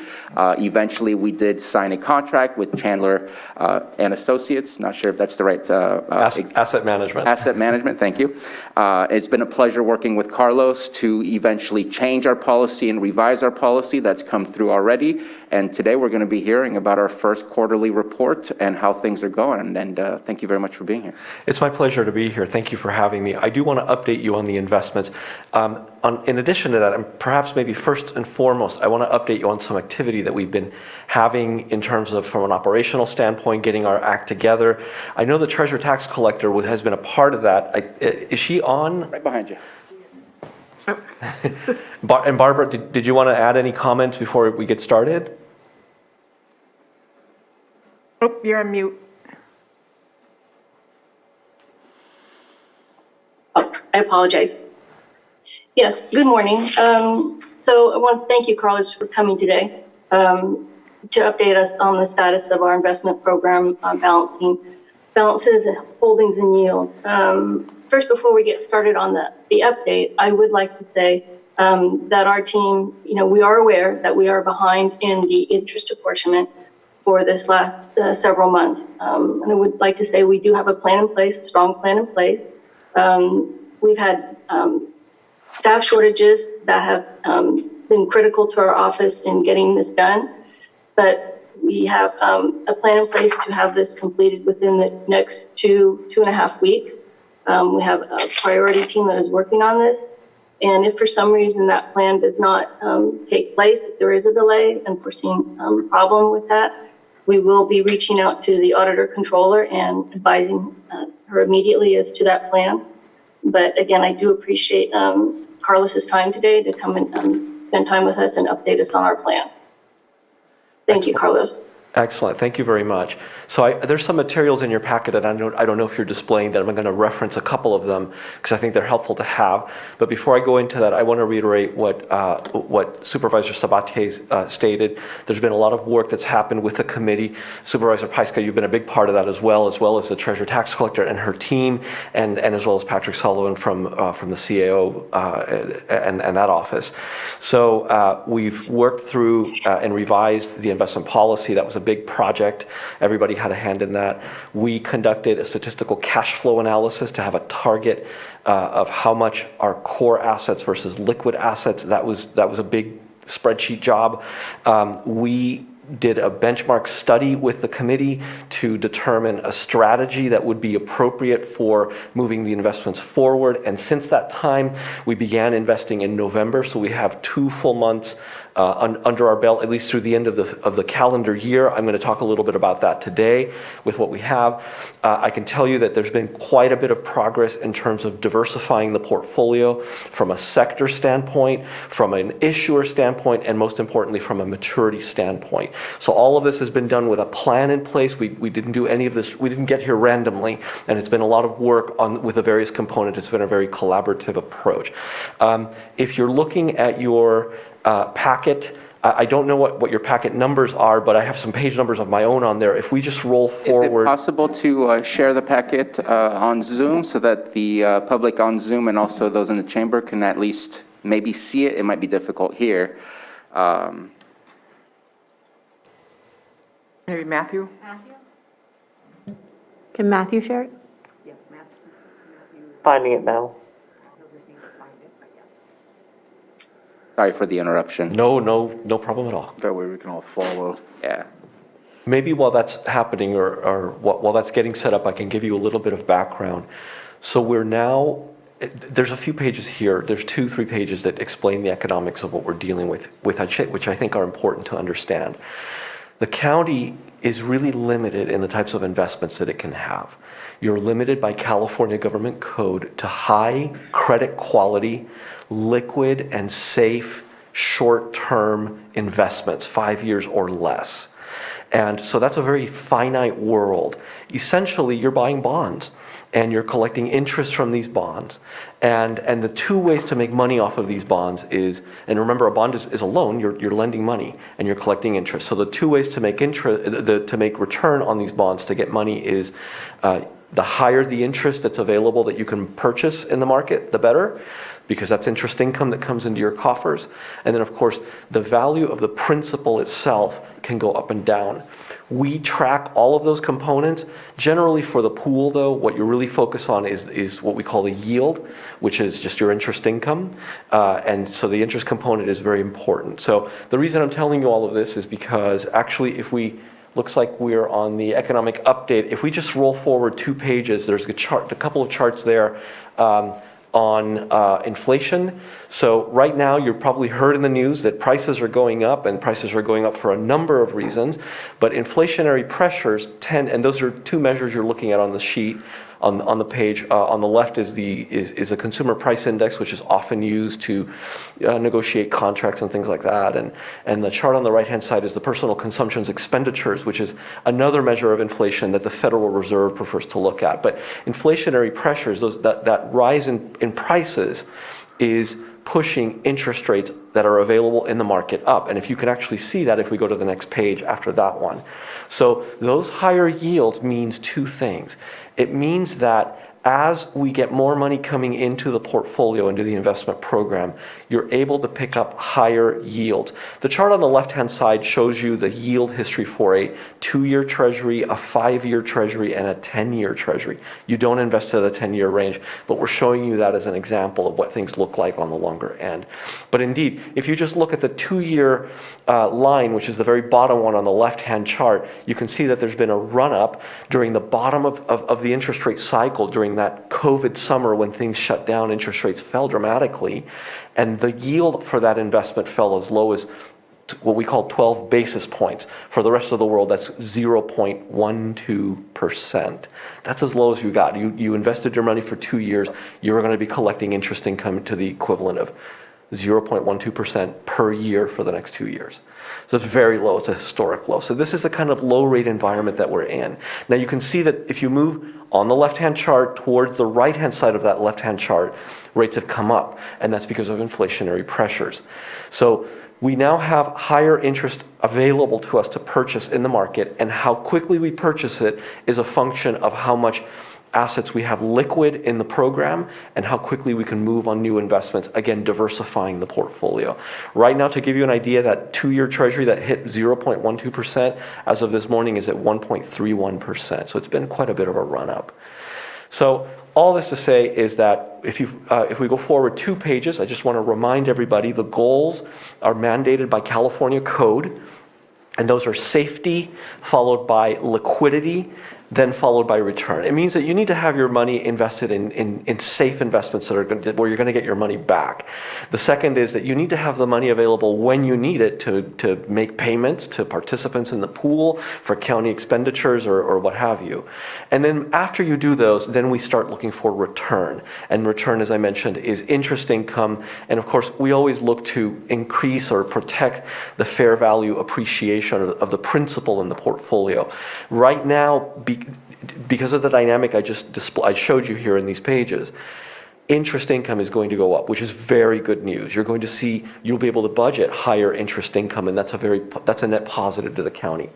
The value of the investments, however, when interest rates go up in the bond markets, the values fall. The opposite happens. It's an inverse relationship, and I'm happy to go offline on the math behind that, but that's what happens. And as a result, as rates rise, when we buy an investment, that investment will fall in value on paper. That value doesn't matter as much, although we do track it and manage to protect it. It doesn't impact your earnings because you pay out on the interest income. The pool pays out apportionment on the interest income component, and we're trying to increase that. And that's what rates have to rise from those lows of 0.12. We have to have higher rates to be able to pay something because rates have been painfully low. If we go to the next page, the next 2 pages are simply a summary of your investment policy. As we stated, this program is subject to California government code, and we have to follow the law. And this is one of the ways that we demonstrate that the investments follow the law. Our team looks at the holdings every day, and they also, any trade that's done gets put through a filter that's basically your investment policy and California code. And if the trade violates any of those, the trade gets kicked out. The portfolio manager can't even execute that trade. But all this to say is we have a compliance team that's independent of the investment team. They do a review, and then they publish a statement letting you know that we are in compliance with the law. And then if we go to the next page after that, this is an important spot. So this is your entire investment program on a consolidated basis. If you look at the right-hand column, it was valued at $296 million back in September. Obviously, since September, you've done tax collections. There's been quite a bit of tax collections in the run-up to December 10th. So then you can see in the column to the left-hand side, or the middle column right there, is as of December. So you can see that the program grew from $296 million to $425 million. million. A good component of that will go out, and it'll be property taxes that get passed through for various expenditures. So it will decrease, and then you'll see a run up again that's similar in April, maybe not as high, but similar. Now, of this $425 million, we are currently managing about 70% of that on your behalf. The remainder is currently at the state pool, a combination of the state pool Local Agency Investment Fund, better known as LAIF, that's the state pool, and it's also the other components are at the bank in cash. They're sitting in cash deposits that are very liquid and ready to be used for whatever needs you have. Notice the yield to maturity on that's the average. That's that middle row, the average purchase yield. 3 months ago it was 11 basis points, 0.11%. As of December, it's 0.39. And again, this is a blending. When you look at the investment portfolio of securities, the component that we're managing, that component is yielding 52 basis points. So we're already over 0.5% and we're climbing. We're headed in the right direction. That's all a positive for the county. AA average credit quality, it's very high credit quality. The safety comes first, that's very important. When we look at the duration of the portfolio, the duration is a similar measure to the weighted average maturity of the portfolio. Duration is an important risk measure for us, but when you look at the duration of the consolidated investment program, including the components that we don't manage on your behalf, those that are sitting in the investment pools, the state pool, we look like a 1-year portfolio. Now, we have an internal target for the portfolio of securities, that part that makes up 68% of the investment. We have an internal target of moving that towards 1.8 years. We have a target to move it there and keep it there over the long run. That was part of that strategy work that Supervisor Paiska and Supervisor Sabatier and the Treasurer Tax Collector and Patrick Sullivan worked, and your CAO as well was part of that, worked with us to set based on metrics and a study that we did. So we're on our way there. When we look at the investment portfolio of securities alone, we're at 1.48 years. So we're not at 1.8. We're on our way there. So it just means we're not finished investing in the portfolio. We're dollar cost averaging our way into this market because we know that rates are on the rise. The last thing I want to do is put all your money out in longer securities and have interest rates continue to rise, and we miss at least a portion of that rise in rates. So this is why we do baby steps, little by little. The portfolio, if you turn to the next page, you'll have 2 pie charts.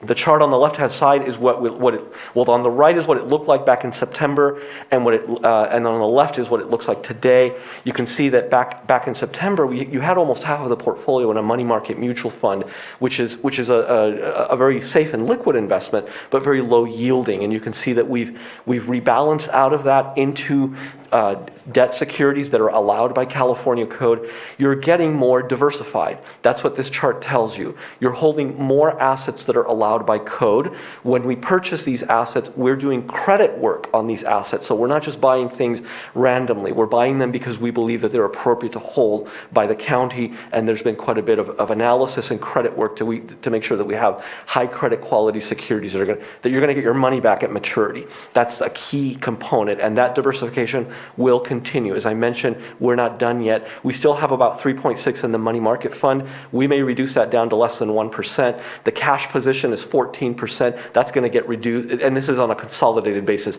That cash position may waver depending on the inflows and outflows of the portfolio. As I stated, this is on a consolidated basis. This is everything you own, not just the portfolio of securities. And if you go to the next page, and I'll end with this one, I want you to see the term structure. This is the maturity distribution of the portfolio.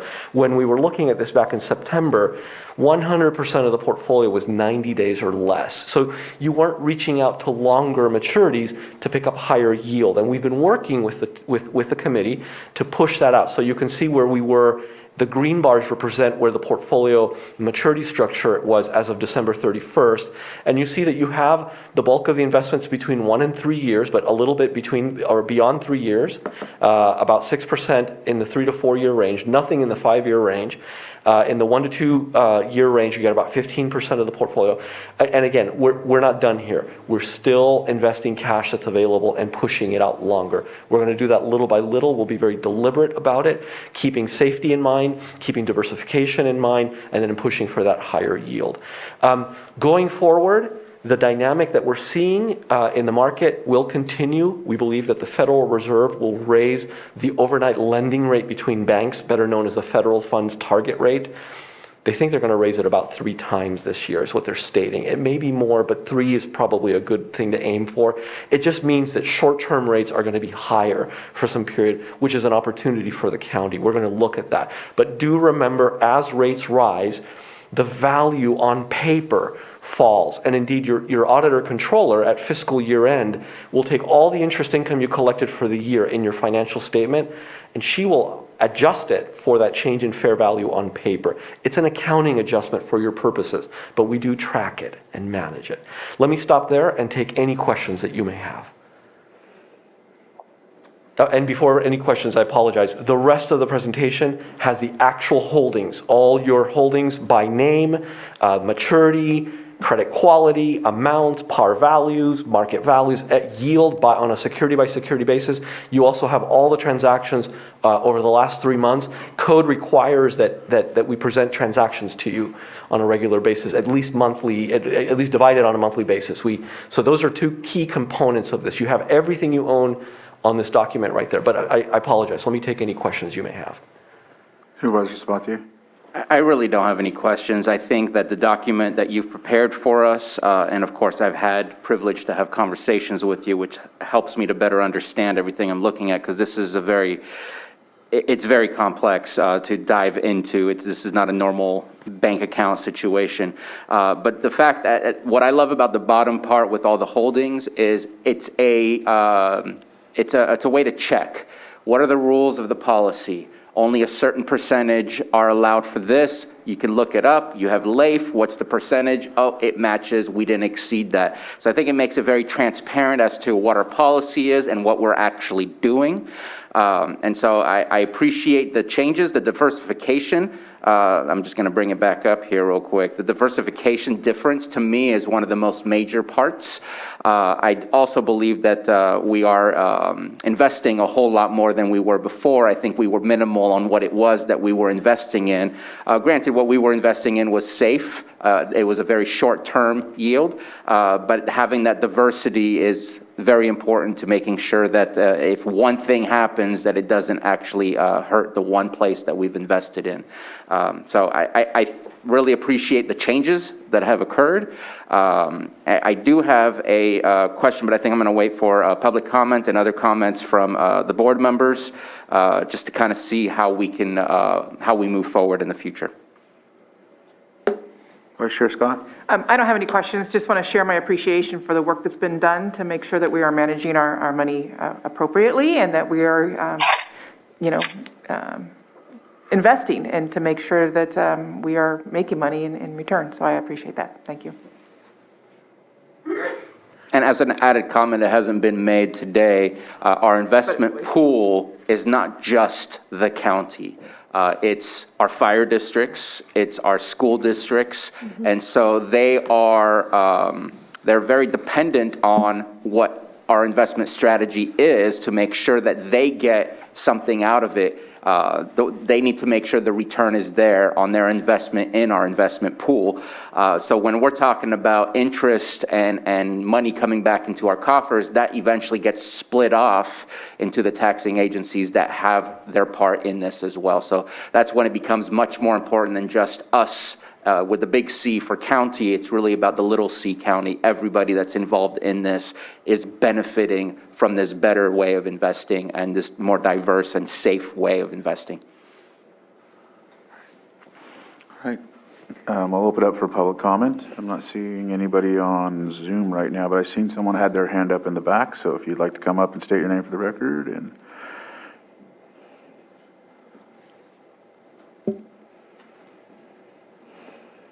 good morning. My name is Michael Wegner, and I just had a couple of quick questions that, for me, I'm just trying to bring everything into making sense for us. Because you guys have a lot of money stored all together here, and the markets being how they are currently, they're very, it seems, volatile, right? And so I'm just trying to take into account kind of the strategy that I'm seeing laid out here, and my understanding and my strategies so I can better understand and also maybe answer some questions. So if you could bring up that last slide that you had showing the diversification of your funds. Yeah. So obviously where we started and where you are now, it's a bunch more colors, so you're a lot more diverse. But it would seem like you're super deep into the U.S. Treasury bonds, right? And the U.S. Treasury bonds in relation to inflation seems like there may be an issue there. I'm just wondering if maybe, I'm sorry, I didn't catch his name. Carlos. Sorry, I don't remember your last name. I'm sorry, Carlos. We'll bleep this. Could you help me understand, given where we see inflation going, why you're so deep into the U.S. Treasury bonds, which seem like there's going to be some kind of adverse effect because of inflation, which is growing, right, which we know. Could you maybe just elaborate on that for us? Is that your only question? That is really Okay, thank you. question. Okay, so as I stated earlier, California government code severely restricts the types of investments that you're allowed to have. You can't have stocks, you can't have real estate, you can't have private equity or commodities, you can't have currencies, you can't do any of that. You can only buy bonds. All bonds, not just treasury bonds. The gentleman is correct. Inflationary pressures devalue investments, as I showed you with the prior charts. It causes rising rates, devalues your existing investment, and that value is simply happening on paper. As long as you are able to hold it to maturity, you get your principal back, is what happens. But on paper, the value can fluctuate. And as rates are rising, that is occurring. Now, the key component about this is that treasuries are considered the safest investment right now generally on the planet.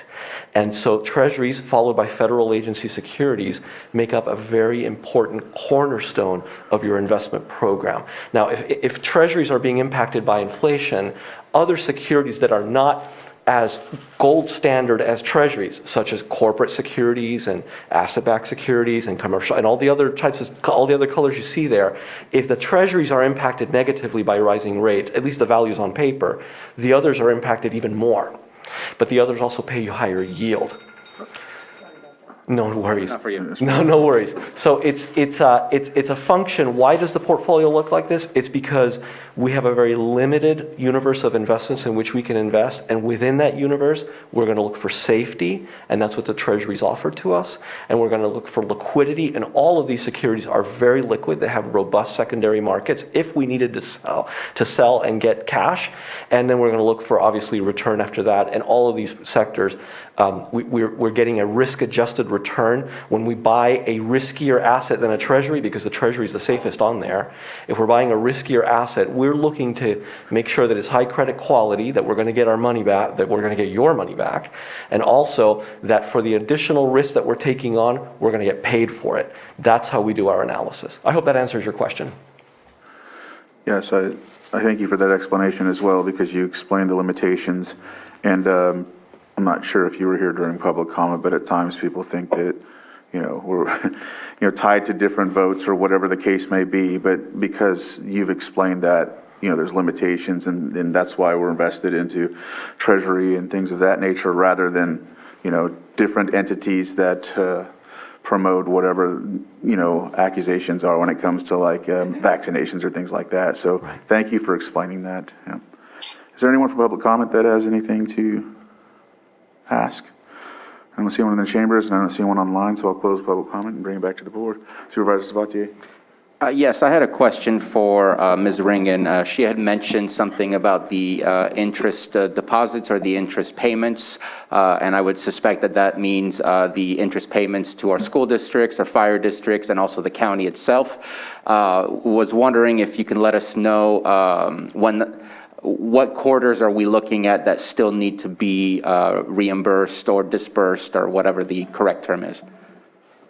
Sure. So I believe we still have to complete fourth quarter of last year and then first 2 quarters of this year. So we will be moving forward on that as quickly as possible due to staffing and also the transition from our former advisor to Chandler Asset and the difference of the reporting. that has caused a little bit of delay. So, but at this point, it's a priority, and we will be moving on that. And like I say, we'll have that completed 2.5 weeks is our plan. And if for some reason there's something unforeseen that comes up, we will definitely notify the auditor controller as soon as possible. Okay, and we're talking again, just because I didn't hear you, I don't know if the microphone dimmed out, but the fourth quarter of 2021, the first and second quarter of 21-22? Yes. Okay. We're going to be closing the second quarter shortly. Okay. Is there a way to automate this process? Because I'm suspecting that we get a lump sum when it comes to the interest that we receive, and that then it needs to be split, or how does that work? I'm just trying to figure out how can we help to make sure that we're more timely, because this has been an ongoing issue to be able to be timely. Well, our interest is received as not on a regular basis, but as an investment matures or as it's paid out. So that has to be done on a as-is basis, as a cash basis. And once we do the deposit, mainly it is due to staffing, I have to stop to say. The staffing, that situation we've had for many years now, and especially this last year with vacancies and approved leave of absences. But I do believe going forward with the reports from Chandler and our current staffing, I think we will be able to move forward, our current dedication to the staffing. So I don't believe there'll be an issue going forward. I think we'll keep on top of that going forward. Okay. Absolutely. You want to add something to that? Oh, no, the only observation is the county records its investment income on a cash basis, not on an accrual basis. So you wait for the interest payment to actually come into the portfolio, and when it comes in, that's when the county records as earned, and that's the basis for your apportionment. Obviously, those payments, because bonds pay in a random schedule, just depends on where they were issued. When the original issuer went to the market to borrow money, is what it is. So it can be random. So in terms of automation, that makes it a little bit difficult. But we spent in addition to the work that we've done with the committee, the Treasurer Tax Collectors team and I spent actually quite a bit of time, indeed yesterday, about 3.5 hours, going through a number of accounting issues to try and see where we can make it easier, where there are better or faster information sources.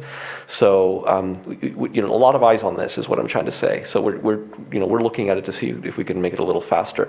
As your investment advisor, we don't book any of this. It's not our purview. It's not part of our charter.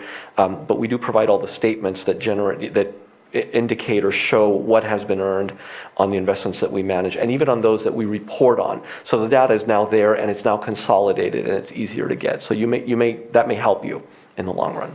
Okay, appreciate that. And I'm gonna ask that I'd like to get a check-in to make sure that that has been accomplished in the next 2.5 weeks. The fourth quarter was over on June 30th. And I'm sure that our schools and our fire districts, including ourselves, while it's not exactly a 50% of our budget or anything like that, that all money is money, and money is important to make sure that we are providing all of the services. I mean, right now we're talking about later this afternoon, or possibly this morning, about our mid-year budget review, and having all those interest amounts deposited could really provide us a tool to say, where can we place those funds for added services to our communities? So I'd like to get a check-in the next 3 weeks, just to make sure that we are moving forward with that, and hopefully that is the case. Okay, thanks. I would like to just add one thing. Although the quarter ends on June 30th, we don't actually close the interest until the 15th of the month following. So on July 15th or thereabouts, once we have our late interest post, that's when we actually close the quarter for the interest for that previous quarter. Yep, no, that is expected. Yes.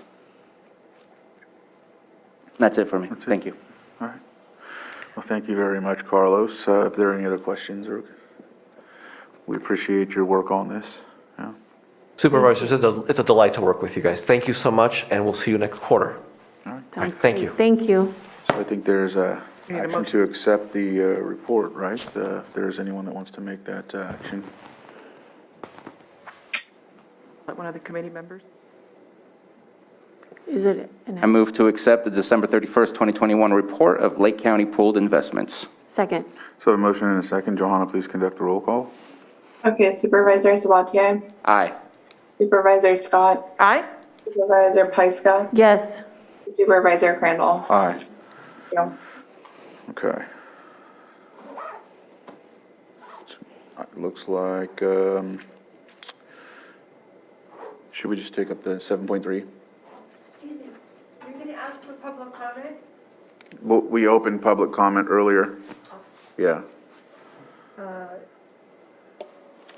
Mr. Chair, you might want to take 7.2 Okay. first. We can do that. It may take a little less time, I'm not sure. Yeah, no, we'll go with that. So we'll move on to 7.2, discussion and possible renegotiations of certain provisions of agreement approved on September 28, 2021 with RCHDC, discussion and direction on audit for financial activity regarding loan and loan forgiveness regarding Collier Avenue project. And this was brought by Supervisor Sabatier, and I didn't know if you wanted to.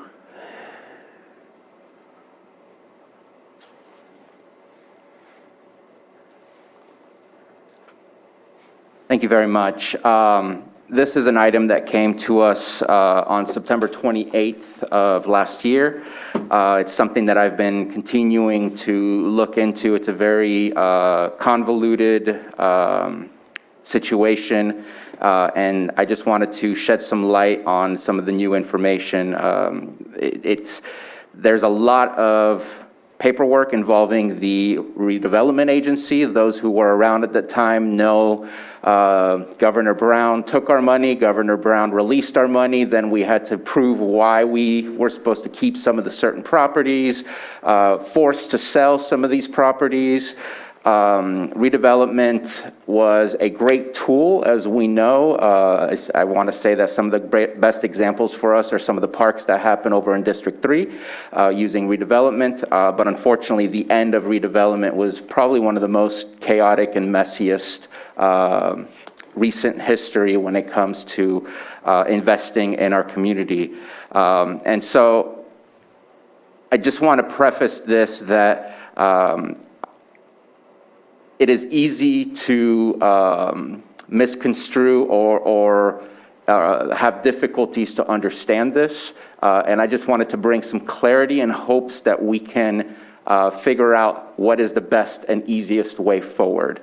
And so Collier Avenue is a project that's been in the works since 2005, where the redevelopment agency provided $250,000 to the County of Lake for the project to move forward. I believe it was, I forget how many units. I think it might have been around 50 units, 60 units. It was a couple dozen units. During this time, when the RDA provided the loan for $250,000, there was a deed of trust placed on the property. There was an agreement that was signed, the OPA. I just wanted to mention that in the OPA, basically it states, and this is typical for low-income housing during this time of redevelopment, that after 55 years of the date hereof, that the maker is not there shall be no payments due under this note. Because basically the idea was we're going to give you redevelopment funds. If you use it for a community benefit, after that benefit is here for 55 plus years, then that money can be forgiven. And so that is the case. Just wanted to show you through the materials that we were able to find, which again, some of this material was very difficult to find. And in 2009, obviously, the project took on some legs, and there needed to be a greater loan. $998,000 was loaned at that time. The total loan was now $1,248,000. The OPA, the agreement, was amended to add in that $998,000, and the stipulation remained the same, that after 55 plus years had passed without default, that the note does not need to be repaid. there was a deed of trust that was placed on this property. Sometime between 2009 and 2011, I don't have the exact timing, but $626,872 were expended for pre-development costs using RCHDC. And so the total funds left over that had not been used from the $1,248,000 loan was $621,128. So again, just showing you that for evidence of where my findings come from, this is the $998,000 with the continued stipulation. In 2012, this is where everything got messy. I know I experienced this while starting to get involved at the city of Clear Lake. This was a very tumultuous time for everybody involved with RDA agencies. So the agencies were dissolved, successor agencies were created. So each jurisdiction has its own successor agency, and then there's an oversight board that oversees what those agencies are doing. All assets were transferred to the Lake County Housing Authority under Resolution 2012-10. And on March 5th, I have a meeting minutes that I'll show you in the next one. The successor agency decided that the remaining unspent funds, which was the $621,128, would be disencumbered and reimbursed to the taxing agencies. So at that point, the money unspent was given back to the taxing agencies. That would be water districts, that would be fire districts, school districts, potentially even cemetery districts. Any taxing agency at that point would be receiving their apportionment of that. Repayment of money already dispersed to RCHDC, so the $626,000 that was used for pre-development use, at that point in time would not be required to be paid back. The housing authority would retain the second and third deed of trust on the property, meaning that there was still a lien placed on the property. And the balance owing will be due in 5 years unless project is completed or progress made. And so again, just showing where all this information comes from, just for evidence purposes. Then we approved to forgive the loan, and there was an issue where obviously we need housing. We're working with RCHDC to provide the housing project here in Lucerne, or Nice, sorry, in Nice. And one of the stipulations as to why the project couldn't move forward is because the lien on the property. And so work was done, and it was provided to us that there was an avenue for us to be able to move forward, and that was to remove the lien on the property and then move forward with the project. And so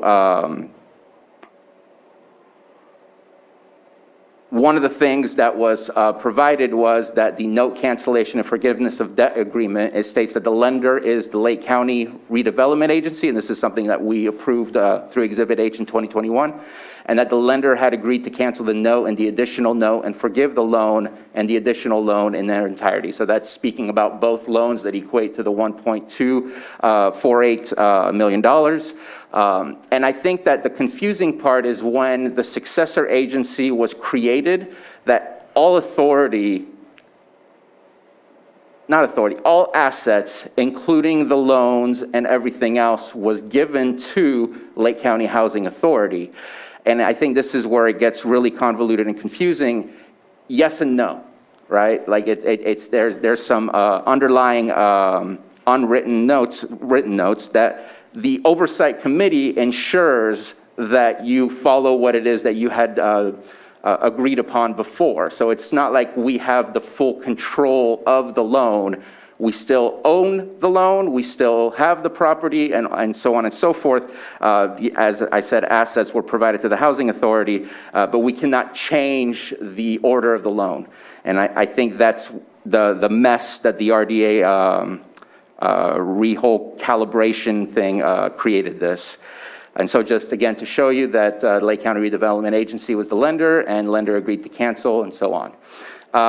And just to read you one of the codes, it says successor agencies are required to enforce all former redevelopment agency rights for the benefit of the taxing entities. So again, we need to continue going with the approved agreements that we had in the past. And if so, we need to go and go through the Oversight Committee Board in order to approve anything. And I have an email from Department of Finance that states that only the Oversight Board or legal can provide guidance to dispose of assets, and that email is right here. So my concerns, and I literally called, I had a conversation before this came up on our board, and I will admit that I did not understand this. It's a very large and confusing topic, a lot of moving parts, people who are not here anymore from staff, and I felt uneasy afterwards saying, well, how do we forgive a loan? Where did the money go? What happened with that loan? And so right away, I called our admin, and we've been having these conversations since then to both figure out exactly where things are and try to provide answers for me. And it's taken a while to be able to provide the answers because, again, things are difficult to find. My concerns are, I feel that there's gaps in our process. The disencumbered amount that was reimbursed, unfortunately, was never translated to a decreased lien. If we gave the money back to the taxing agencies, why was the lien still 1.285? That doesn't make any sense to me, and I think that that's one of the things that made it really confusing and maybe should have been done in 2012 because the payments were all done on June 30th, 2012. Also, the disencumbered amount, I have not been able to recount all of that. I know that to the best of our abilities, we have a reimbursement sheet that adds up to $1.5 million for all of the low and moderate income housing funds that were disencumbered during that process. But in my opinion, a storyline needs to have money showing coming in and money showing coming out and being able to follow that money from point A to point Z. And it's really difficult to do so with the way things were tracked back then in 2012. And so, and also the successor agency or legal, or the oversight board, I should have said instead of successor agency, has not made a decision. They're actually having discussions about this right now. And so here's to show the 1.5 million. And again, where exactly is the 621,000? It's very difficult for me to see that. So my reason for being here is not to stop a project. This project is important. Housing is important. But I've been uneasy with the information that I've been able to find. And I think that we need to allow the successor agency, and again, wrong, we should allow the oversight board to make a decision on the remaining 626,872 prior to taking further actions with the project. And depending on the successor agency, this is why I put this together as a potential renegotiate of the agreement. Based on the decisions made by the successor agency, we need to renegotiate that agreement with our CHDC. Because I don't know what the oversight board will say or do.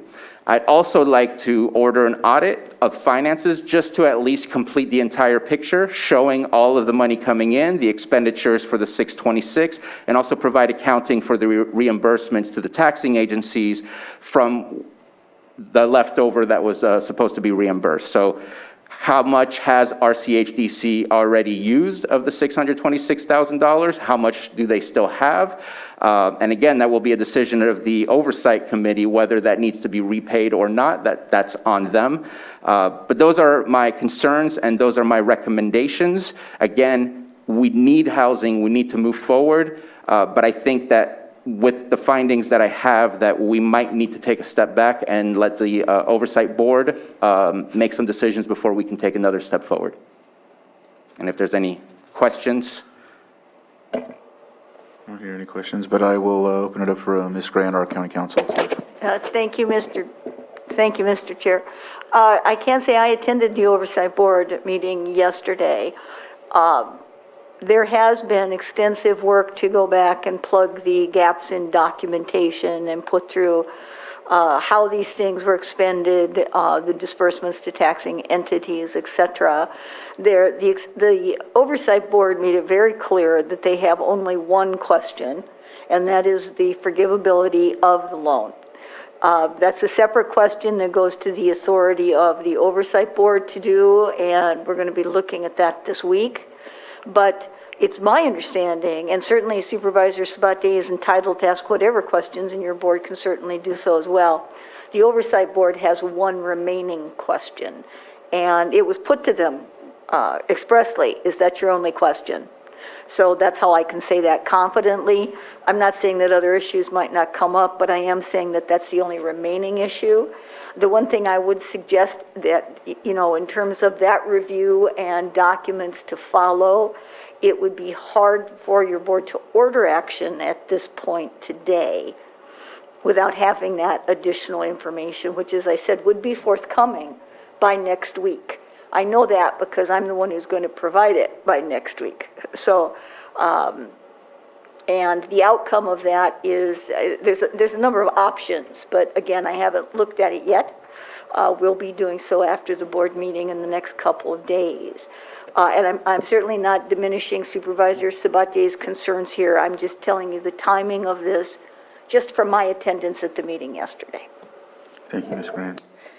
And Go Mr. ahead. Chair, just to clarify further, the Oversight Board plans to meet again next Monday, the 14th at 4 p.m. That's the meeting Anita is referring to. Thank you. Supervisor Sabatier? I do have a question for both CAO Hutchinson or Ms. Grant, and I guess CAO Hutchinson would be the more appropriate question. It's, if I understand correctly, the agenda item on the Oversight Board is to ratify the conclusions of, is that the same as asking them to forgive the loan? I feel like the agenda item placed before them is not necessarily the stated in the way that I don't know if it's being stated in a way that basically responds to what the Oversight Board needs to let us know. Because again, as we stated in Exhibit H, that the lender had approved of the forgiveness, and I don't know that they'd be doing that with just a simple ratification. And so the agenda item from yesterday's meeting was to ratify the earlier action taken by the advisory board in 2012. I don't have that agenda packet at my fingertips, but Susan Parker, can you remind the board what that action in 2012 was more specifically? In 2012, as far as the minutes, I'm sorry, I don't have them quite in front of me, but they were the March 5th minutes included, I'm sorry, let me get that for you. Didn't expect this question, I apologize. Right here is the meeting. There you go. Fit. Thank you, sir. A through E. Thank you very much. And so to the supervisor's question, I do not see forgiveness of the loan referenced here. No, the ratification was for they were to reconfirm their determination on March 5th, and then to ratify the actions taken on September 28th, 2021. By the board, which the Board of Supervisors, Yes. which was Board of Supervisors. forgive yes. the loan. Yes. And maybe I'm splitting hairs here, but I think it's hard to ratify something that I believe a body is not necessarily in the position to do. No, and again, that was Monday's agenda item, and I don't mean to speak for County Council, but the agenda item title for next Monday should reflect on the ask by the RDA Oversight Board. Ms. Grant? It's my understanding that the Oversight Board has this question, and this question is an impediment to them going forward with the actions that have been requested. And ratification is relatively standard when actions have already taken place and you're asking people essentially to agree with you. Again, because of the passage of time and the fact that the March 5 order instilled a 5-year clock that was not adhered to. It's not, as I'm sure your board's aware, not at all unusual for local, state, and federal governments to not always hit their timelines on the mark. So part of that is to address all of those prior actions and tie it up. But again, it was my understanding from yesterday that the impediment was not about the actions requested, but the impediment was whether they could move forward with the question as to whether they simply had the authority to forgive a loan that in March was not forgiven. So it's a question, again, of going through documents, looking at the statutes, and making a reasonable determination of both their obligation and the impact of actions that have been taken before and since. And just to add, if I may. Yeah. I know that I have an email to CAO Hutchinson, many emails in fact, but on the 12th saying that I wanted to put this on the agenda. I was told that there was an RDA meeting, a oversight board meeting. I waited for that meeting and they postponed it. And I know that there's still some activities going on relating to this project that are being worked on, and this is why I wanted to make sure and put this. I was told again that what the oversight board will be dealing with this, but it was postponed again yesterday. So I'm really glad that I put this on the agenda because I want to make sure that we don't take too many steps forward where then it's an even bigger struggle to be able to ensure that we resolve any potential issues. And I think that it could be as easy as just changing the date of when we agree with this. That way it has chronological order that the oversight board has agreed, and then boom, we just change the date on the agreement and we agree as well. Or there may be other changes depending on what the oversight board decides. Right. So that's all I was gonna ask right before you stated your statement, was that maybe we should follow this next week after the oversight meeting. Is that what I'm hearing? And I see Mr. LaRue has his hand up. Yes, Ryan LaRue is the Executive Director of RCHDC, so he's the developer for this project. Mr. Liu, go ahead. Good afternoon.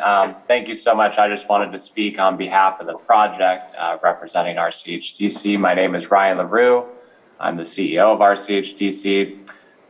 As a mission-driven nonprofit affordable housing developer, RCHDC is committed to providing housing in the communities we serve in partnership with local governments.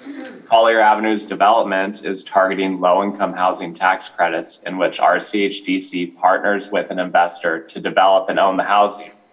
As it currently sits, Collier Avenue is projected to raise $16 million in private equity to fund this permanent supportive housing community. The existing RDA debt currently encumbering the property is considered ineligible cost for reimbursement on behalf of the investor. The request to renegotiate the agreement with RCHDC will be detrimental to the project's ability to proceed. RCHDC has worked with county staff for several years to get to this point. Any request on behalf of the board to negate the current agreement between RCHDC and Lake County will cause significant delays and/or failure of this project coming to fruition. As the board may be aware, we recently submitted an application for approximately $6 million in state funds. Delays at the local level will equate to missing deadlines associated with funding sources either already committed or planned for application. Collier Avenue coincides with numerous goals set forth in Lake County planning documents. Additionally, Collier Avenue assists Lake County in meeting its state-imposed regional housing need allocation requirements. RCHDC and Lake County are poised to pursue and receive the funding necessary to develop this 40-unit affordable housing community, and we're responding collaboratively with Lake County to the housing crisis we're currently suffering from. This project will be a longstanding benefit to the community and its residents. The most disenfranchised members of our population continue to remain unhoused. Collier Avenue is one step closer to housing for all. And so I just wanted to kind of speak on behalf of the project. I understand there's some concerns here, but our council, who represents local jurisdictions as well, these concerns are not shared. So it's a little frustrating to be at this point, this far in the game. Thank you for your time. Thank you. Supervisor Spati, you have anything? All right. We'll go ahead and open it up for public input. Anybody in the chambers that would like to state anything? Joan? Okay.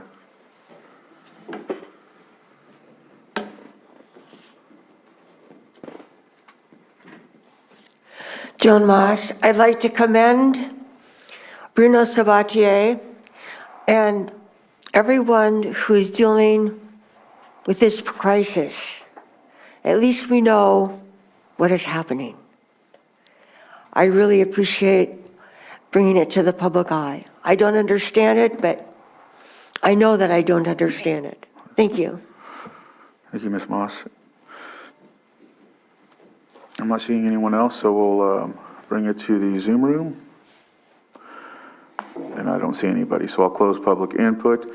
And so the Supervisor's about to. So I'm not asking for a cancellation of the agreement. I'm asking that we hold further actions to ensure that the Oversight Board finishes, and based on the actions taken at the Oversight Board, that then we figure out if there's a need to renegotiate, and if there is a need, what that looks like.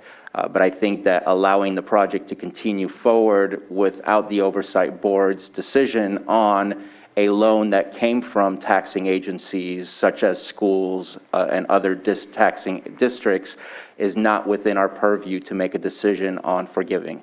And so I think we need to let that decision be made, and hopefully they can make it next week. But I think that moving forward, canceling is not the right idea, but moving forward I think is also not the right idea, and that hopefully within a week or two that we can resolve this. Yes, CEO Hutchinson? Yes, Mr. Chair, in the interest of keeping this moving, could I suggest that we continue this item next week? By then, hopefully we would have a decision from the Redevelopment Agency Board and then be able to complete this conversation. Does that meet with your goal, Supervisor? Yeah, I think we have a consensus for that, and so if we would just put this on next week's agenda to finish up and go That from would there. help. Okay. Looks like we're all amenable to it, so with that, we can close this item, but we'll continue it next week, we'll say, and move on to, it's 11:43.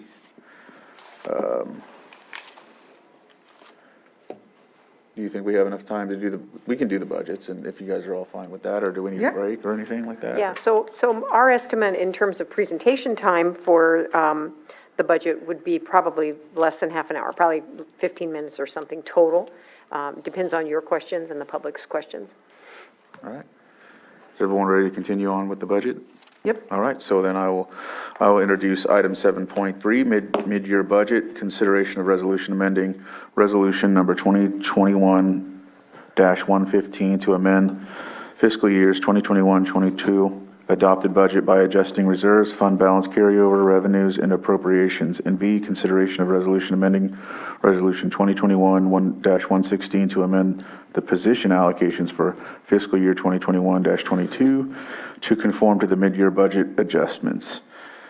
And so with that, Thank you, CEO Mr. Hutchinson. Chair. Yeah. Just a few short words of introduction and appreciation. Stephen Carter will be presenting the bulk of the detail to you today. But obviously, this mid-year budget update is what enables us to continue operating for the remainder of the fiscal year. And Stephen will review the details and go over some of the narrative descriptions. As you know, for quite a long time, the county has had an informal hiring freeze in place. We recently expanded that to all departments, and staff is recommending at this time that informal hiring freeze be lifted in its entirety.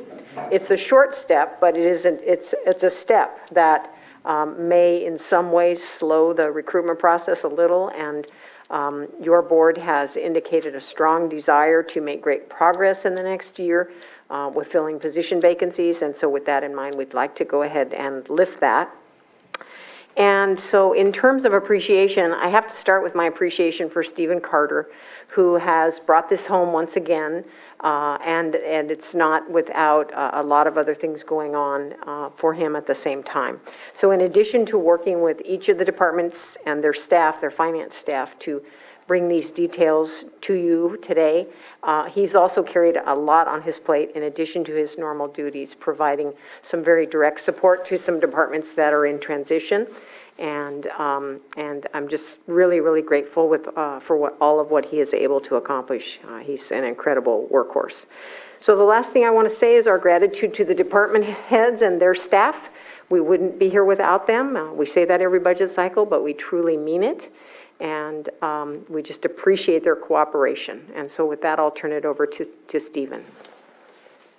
Good morning, Board. Stephen Carter, Chief Deputy County Administrative Officer. I'm kind of blushing a little bit. You can't see it with the beard from Carol's comments. But what I do want to also, since she was saying that, is I would like to also thank my staff before we get started. Christine Hutt and Sarah Shukart have been an integral part of this mid-year budget as well. So I'd like to start with an overview of the mid-year budget. So mid-year budget is a time for departments to either adjust reserves, revenue, or appropriations in any manner that meets their goal for the remainder of the year. That generally means only slight variations.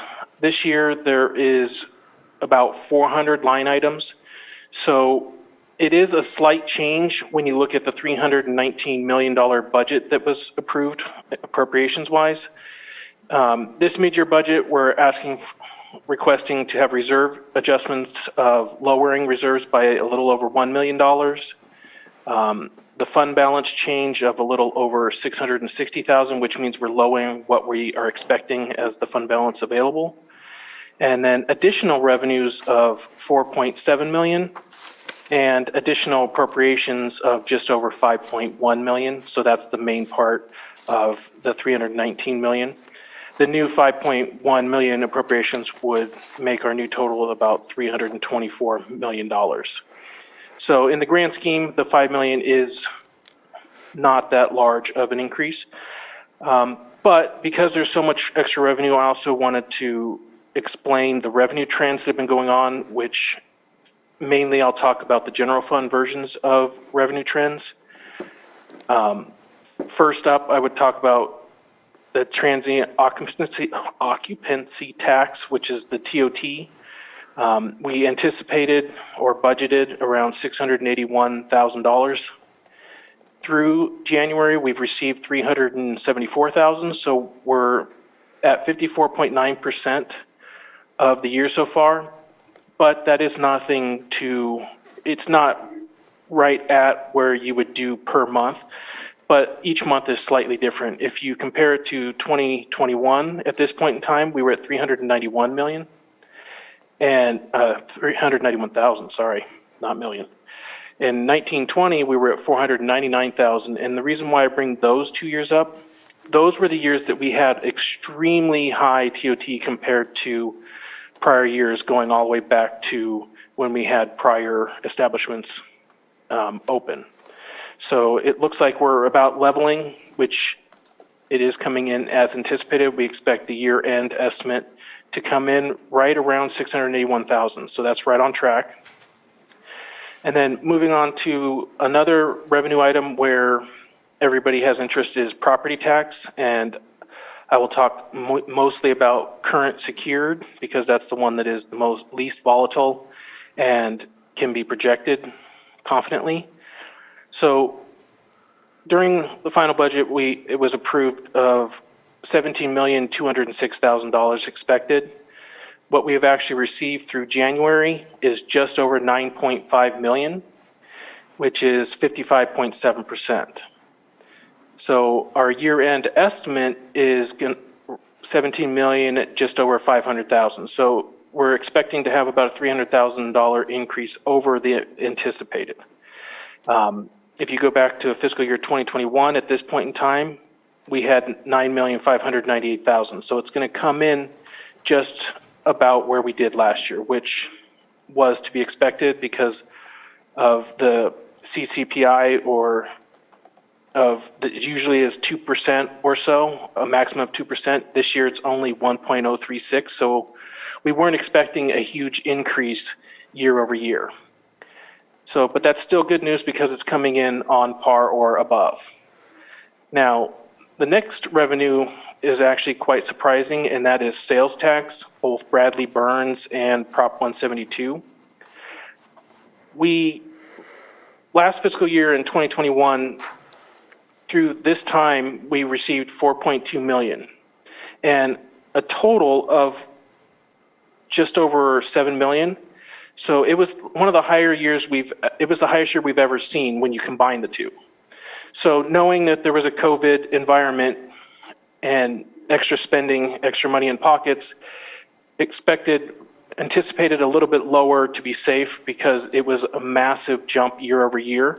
So our anticipated was just over 6.4 million as budget goes. The actual so far through January is 5.6 million already. So I'll let that sink in for a second. That's quite a jump.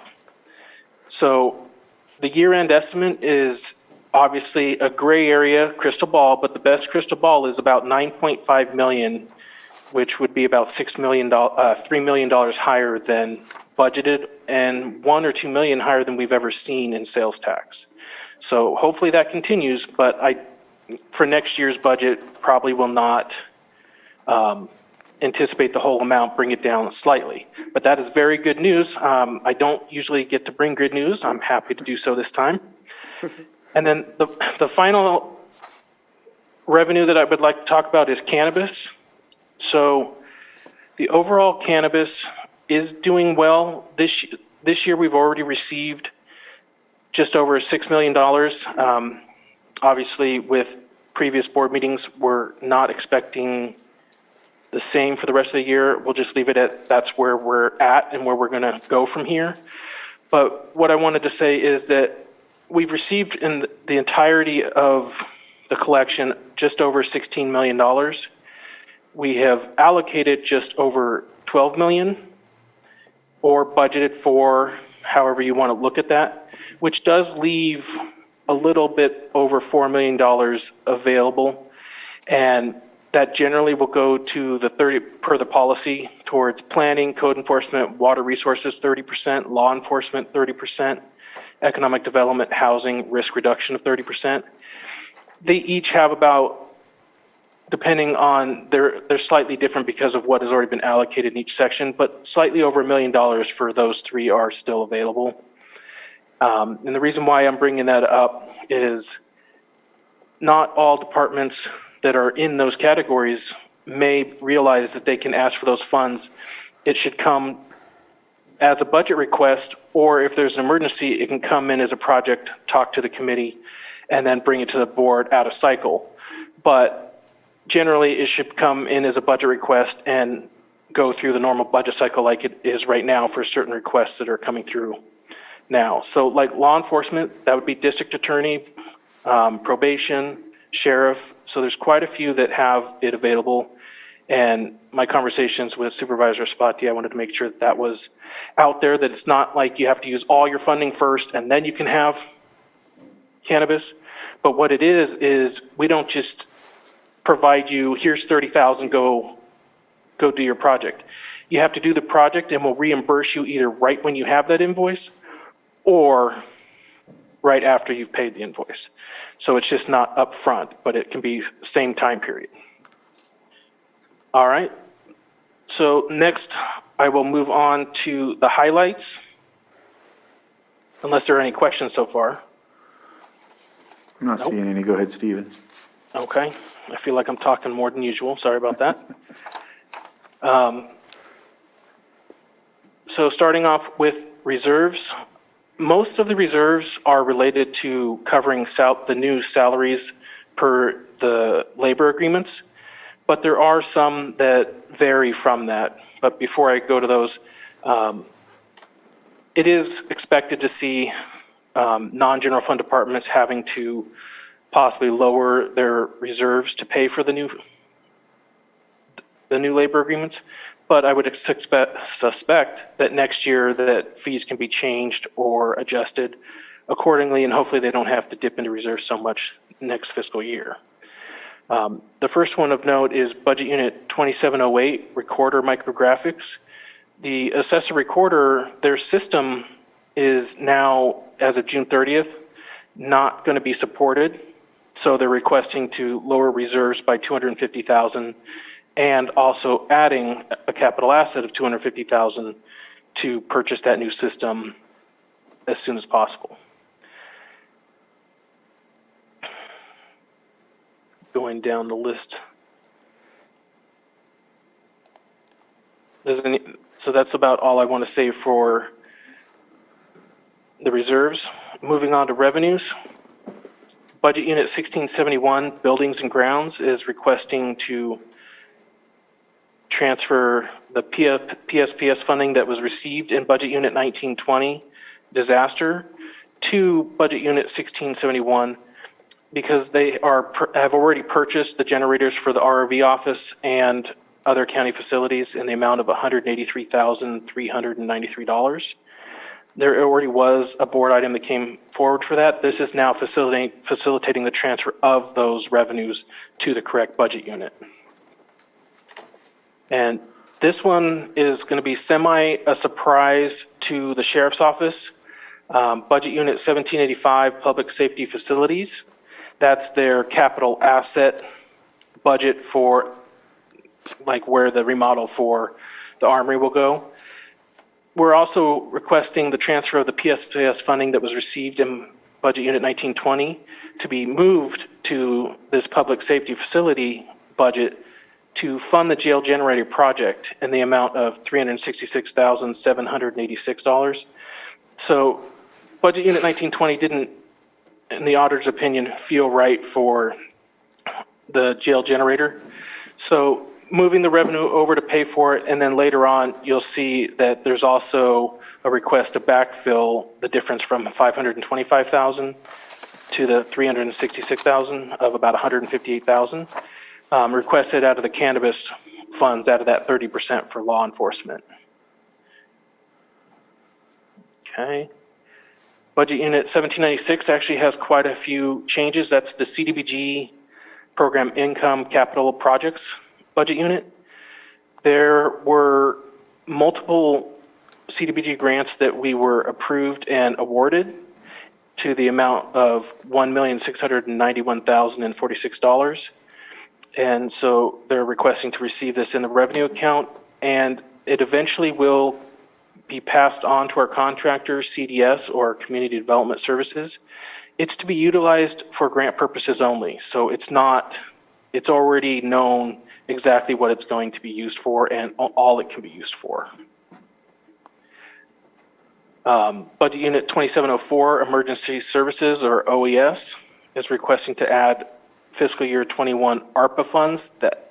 And I wanted to stop right there because it's not what the county thinks of as the normal $12 million ARPA funds that we received. This is a separate ARPA grant that also has to have a 50% match from the county, which later on shows they're going to be requesting it from, again, that 30% cannabis funding.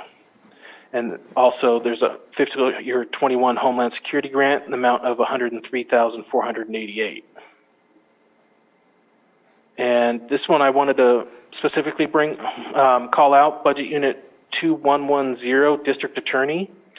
They're requesting to accept reimbursement from the County of Sacramento for EDD fraud in the amount of $81,587. This is to go after EDD fraud. And the reason why it's through the County of Sacramento, the state gave the money to Sacramento to then disperse to the smaller counties. So that's a very good thing where we have funding to go after that specific kind of fraud in this environment. Budget Unit 2201, Sheriff Coroner, is requesting to accept the Gun Violence Reduction Program grant monies that will last through 12/31 of 2023. It will pay for 0.75 of a sheriff deputy FTE, which I'm also requesting a full FTE, so the other 0.25 would be covered by general fund. And the first 6 months, they're requesting to recognize the revenue of $47,993.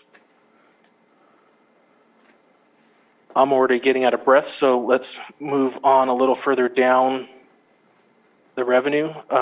Social Services is requesting for additional state and federal funding in the amount of $1,413,756, which covers all their social services programs. So that's quite a bit of an increase, but they will have the associated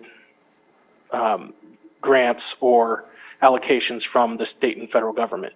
At this time of year, you know exactly what the allocation is going to be.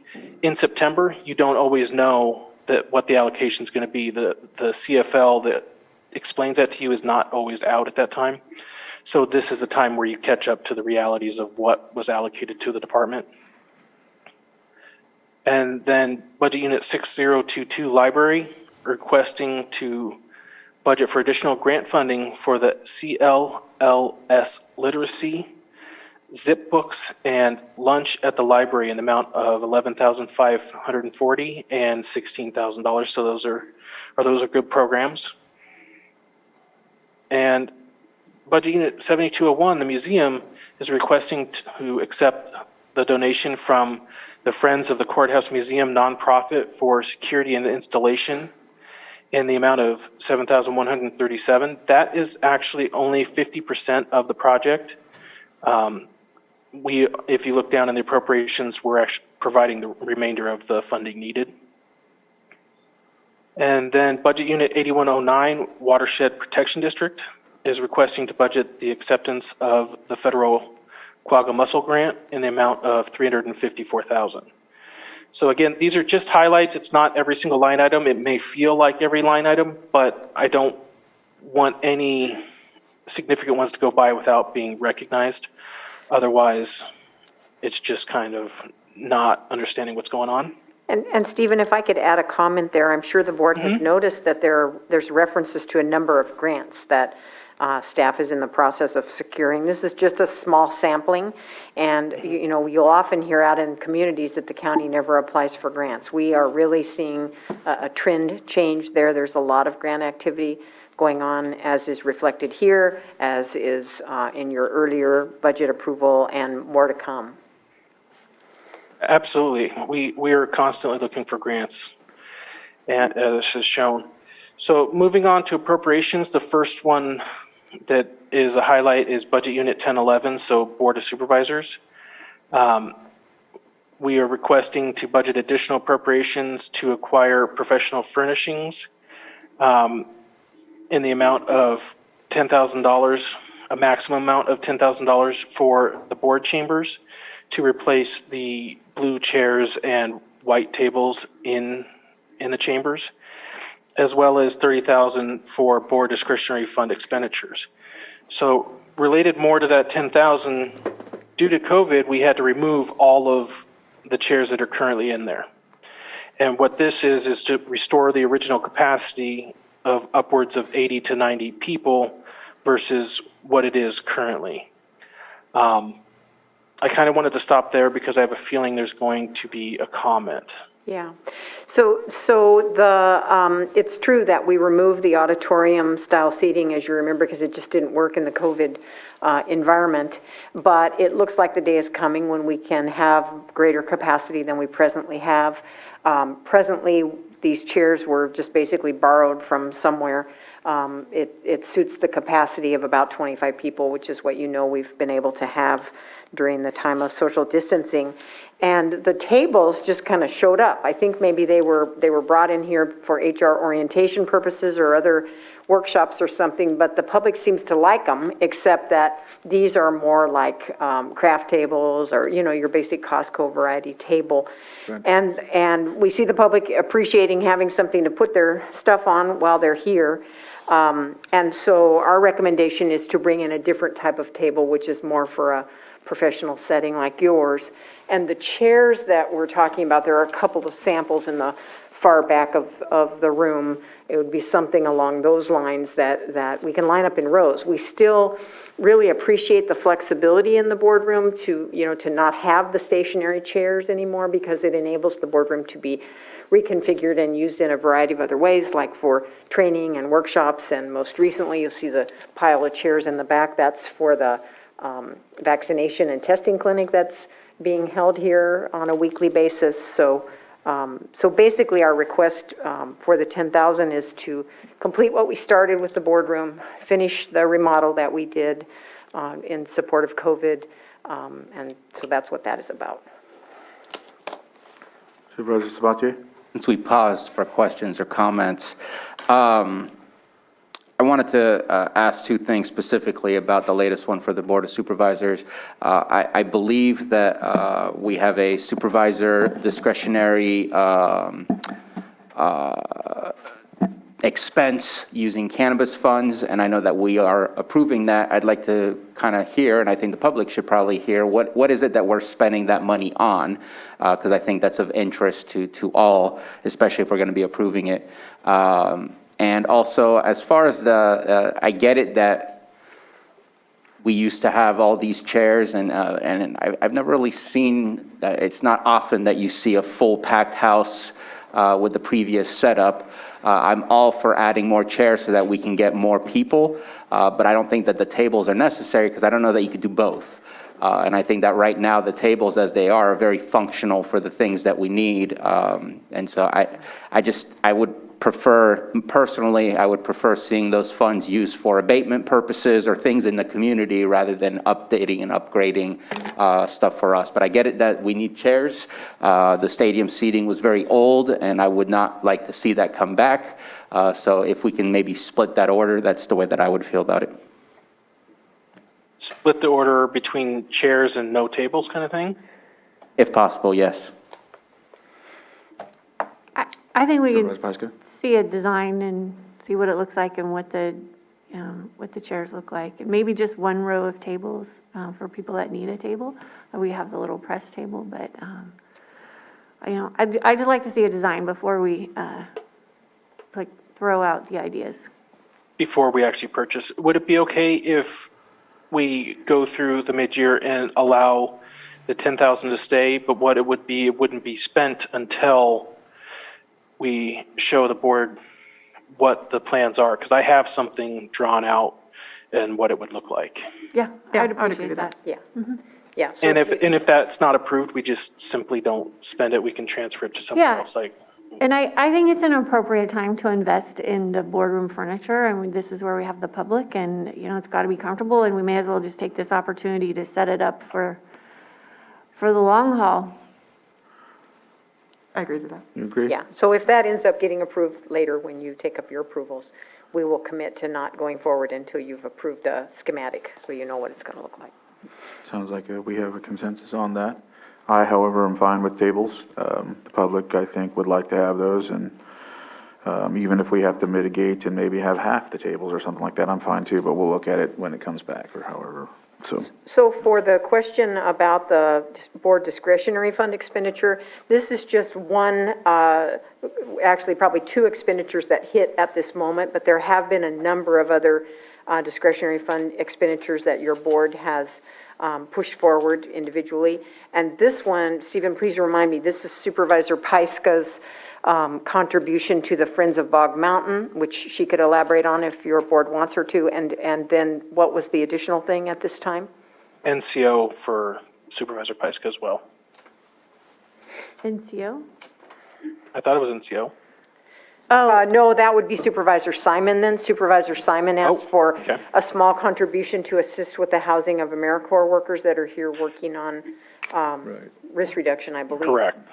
Yeah, I'm picking up my check today for Friends of Boggs Mountain, and Matthew's working on a press release. I'm really excited. Before the Valley Fire, Boggs Forest was one of the premier mountain bike destinations. The races there drew thousands of people to the area for the weekend. And so 5 miles of trails have been built by volunteers and through different organizations, the Friends of Boggs, and also Redwood Trail Alliance. So the Redwood Trail Alliance is kicking off a campaign next week called Bring Back Bogs. And the reason they're doing it, even though they're not in our county, is because they have the capacity. So they're doing in partnership with the Friends of Boggs. And it's a $100,000 fundraising campaign, and this will be used as a match to get the kickstart the trail building. This May, there's going to be 2 very large races, which are going to be bringing 2,000 people to the area on 2 separate weekends.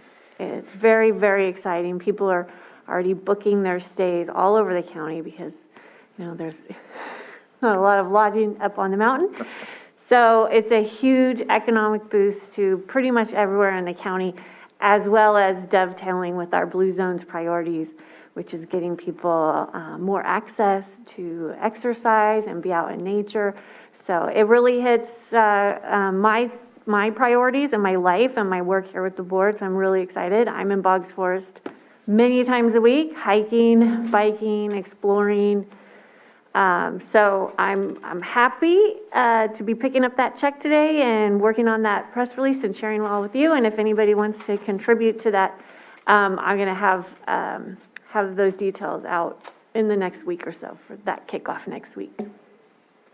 And if anybody wants to volunteer on trail building days, it's a really fun opportunity to be out and meet your friends and neighbors. And it's usually from 9 a.m. to 12, and lunch is provided, and it's just a really fun day to be out in the forest. All right. So I think, so sorry. I also,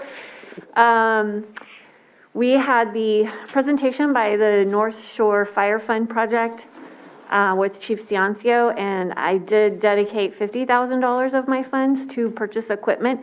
I know those contracts haven't been finalized yet, but that is the intent.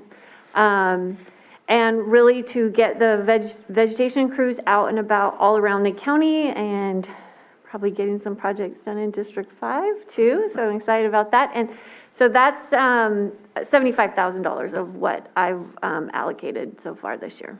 Okay, thank you for that. Absolutely true. That North Shore Fire Agreement is still being worked on. Susan Parker is negotiating with Chief Ciancio on that. And several of you had also contributed to that. So we have all that in mind. And it, again, just to reiterate, the $30,000 that you see in this line item is just what hit right at the moment. You have, several of you have had other expenditures and plans that have either taken place or are in progress. So there's a lot going on, and it's been exciting for staff as well as you, I think, to be able to have some flexibility that prior boards have not had to do some of these things.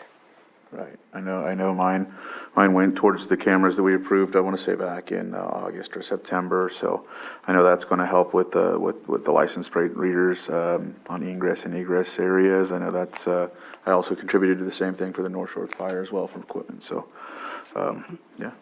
And so I think that's, is that what you wanted to do, Supervisor Sabatier? Is kind of Yeah, I wanted to hear what it was exactly that we were approving rather than just saying yes. I mean, I want to say yes. It's your discretionary funds, but I think it's important to know what it is that we're doing as a group for the public to be aware, which obviously they would be aware with the press release. But if part of the approval is to say yes to something I don't know what I'm saying yes to, I just wanted to at least hear what it was. And I appreciate it. Okay. So what have you spent? Still working on it. What? You were the one most eager to spend, I thought, last year. And I have to deal with a district that's multi-jurisdictional, and so trying to work my way and navigate through that. So, yes.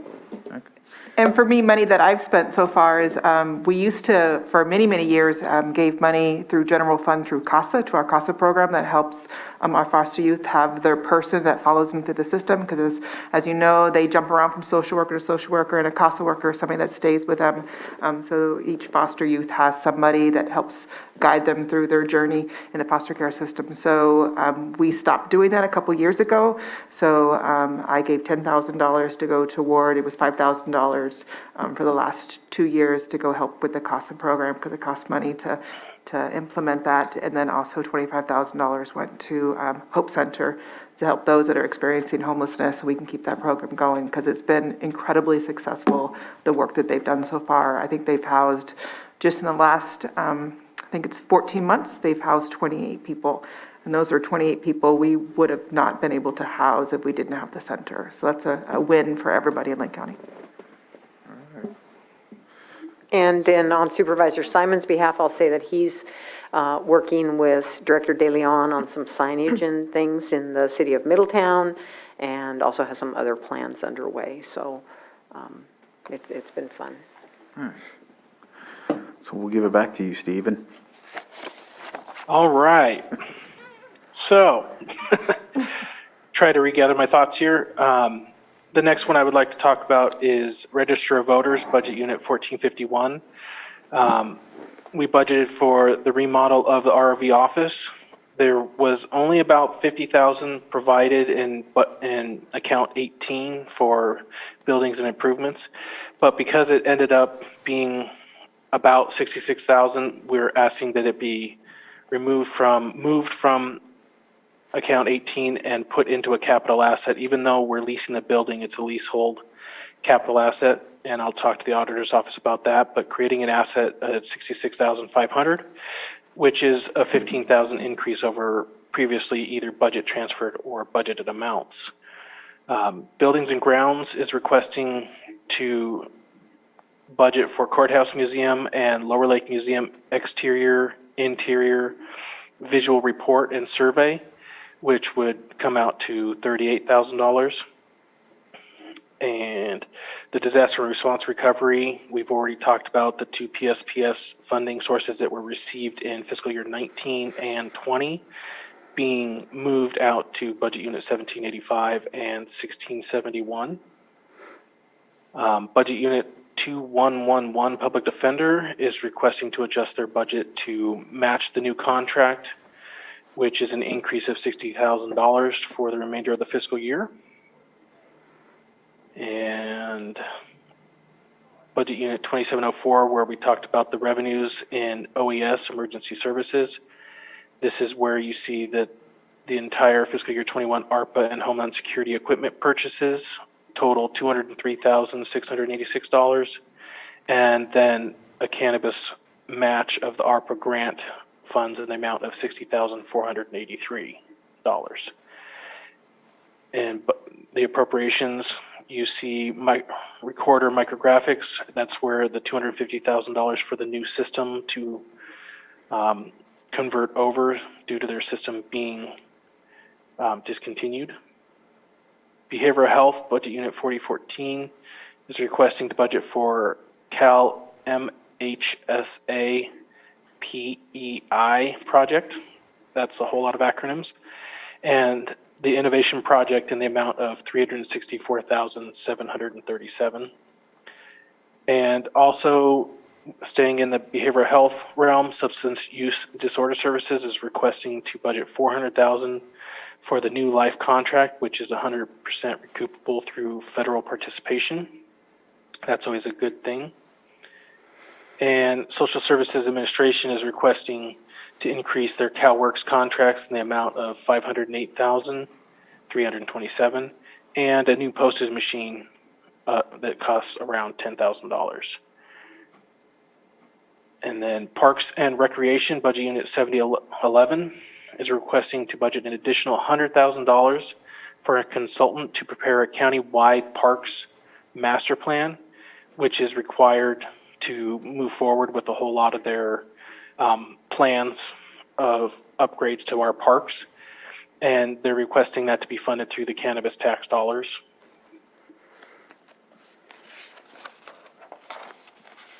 And when I was talking about the revenues for the museum, budget unit 7201, here is the other half where they're requesting to budget for new security equipment at the Courthouse Museum, but the overall appropriation is $14,500 to leave a little leeway. So the donation would be half, general fund would be the other half. And Lake Osan Northwest Regional System is requesting to budget for the installation of mini RY unit by PG&E in the amount of $140,000. I believe that's batteries for solar power, but it's actually run by PG&E, so it's not our actual asset. So staffing changes, there aren't very many, but there are a few. For budget unit 1904, information technology, we are requesting for the director, one deputy information technology director to be added back into the position allocation. It was removed a year or two ago.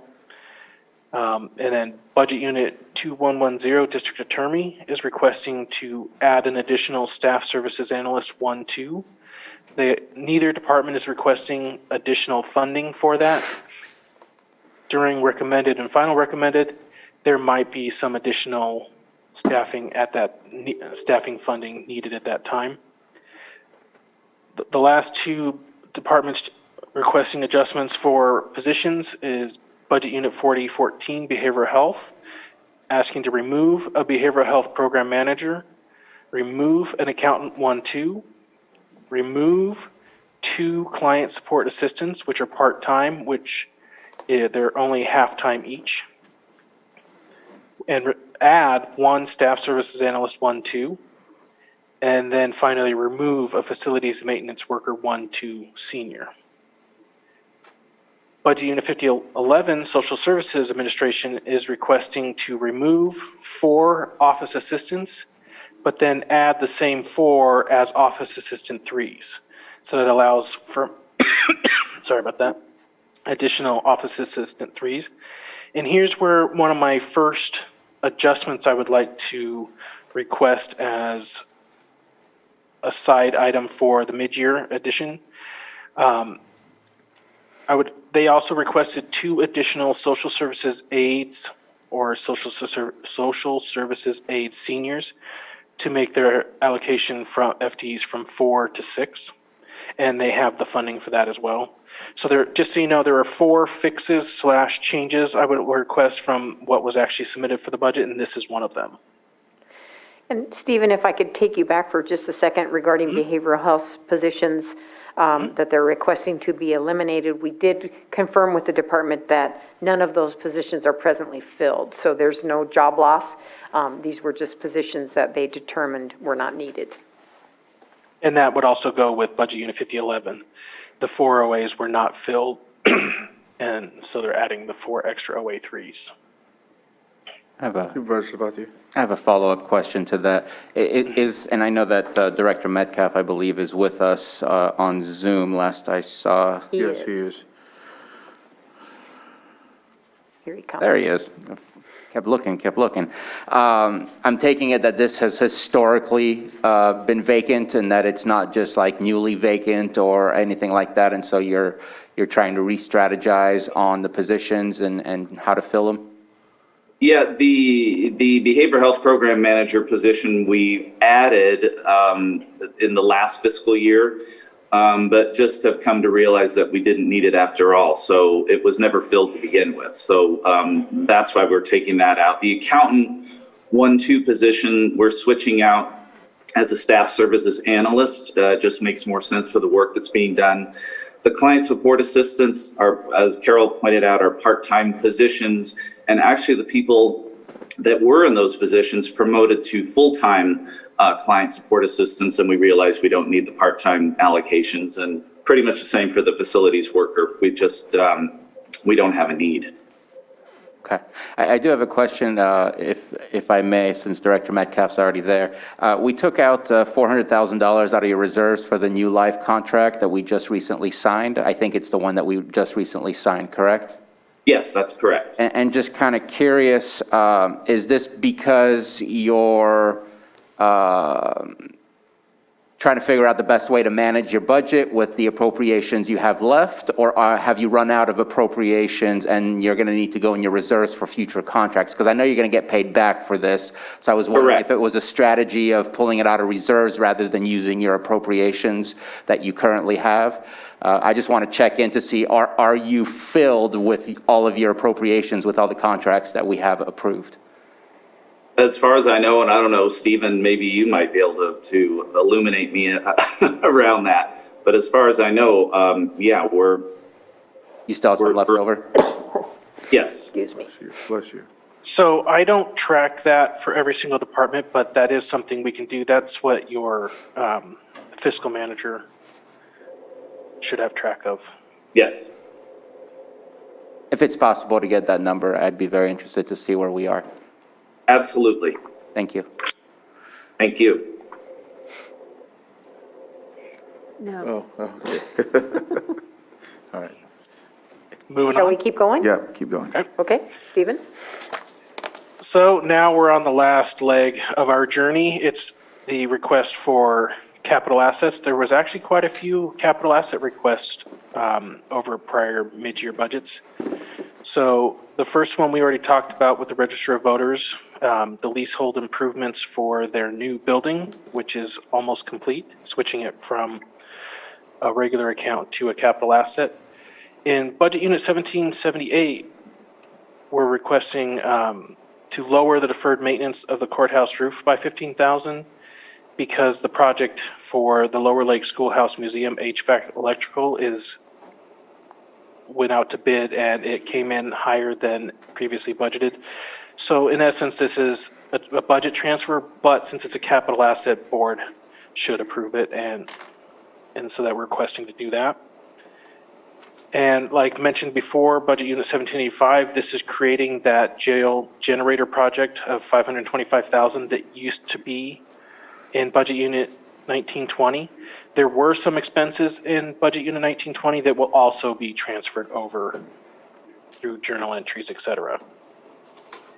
In Budget Unit 1904, Information Technology, we're actually removing the content management system from the capital asset because it is actually not something we will ever own. We're not actually removing the content management system. We moved it over to 2830 where it should be properly budgeted. And this is actually the first real transaction related to our ARPA spending, the county ARPA. And the other descriptor for content management system is new web platform for the county. As you know, the one we have is pretty outdated and not, doesn't offer much in the way of self-service. So we're envisioning a system that's a lot more robust and probably has more options for people to self-serve. Absolutely. In Budget Unit 1920, there's the removal of the actual generator from their capital assets. And jail facilities, Budget Unit 2301 is actually already was approved for $25,000 for replacement of their forklift. They're requesting to increase that asset by $16,276 to make a new total of $41,000 for the new forklift. And Budget Unit 2704, Emergency Services, this is where there's new equipment for the fiscal year 21 ARPA Homeland Security purchases in the amount of $203,000, $686. 2708, Recorder Micrographics, here's where that new recording system is. It's a capital asset because from what we know so far, it is most likely a system we will be purchasing, not just access to a system. And Budget Unit 3011 Road, they're requesting generator electrical contracted out. That's to increase to $30,000. That's under equipment and others, so they're going to add a generator. Lamson Field Capital Projects, Budget Unit 3123. This is actually no change. It's changing the breakout. So the airport, we originally listed it as airport layout plan. They wanted, the department wanted to remove that and split it out between the layout narrative and then the reconstruction and design. So it's the same $150,000, just creating in for the department the exact how they want to see it as a capital asset. And Budget Unit 4014 Behavioral Health is requesting to replace switches for the NS and SS building in the amount of $49,000, which is also considered a capital asset. And Integrated Waste Management Public Services is requesting to budget for 2 community cleanup trailers. That was previously budgeted at final budget, but it wasn't in a capital asset. So once it was purchased, we rung a bell, should be a capital asset. So here's the moving the appropriations to a capital asset where it should have been. And here's Budget Unit 5011 Social Services. This is where you see the postage machine for $10,000. For a frame of reference, the courthouse has the largest postage machine in the county, and they are rather expensive, $24,000 for ours. Moving on to Budget Unit 7011, Parks and Recreation, replacement of a stolen dump trailer. They're receiving insurance proceeds for the same $15,000 that they're asking this capital asset to be created to replace that trailer. And almost to the end here, Budget Unit 7201, Museums, the security equipment installation, there's your $14,500 for the third time, so we won't beat that one to death. Budget Unit 8353, Middletown Sewer, they're requesting lift station number 1 and 2 to purchase stationary generators to the tune of 15 kilowatts and 30 for around $1,500 apiece.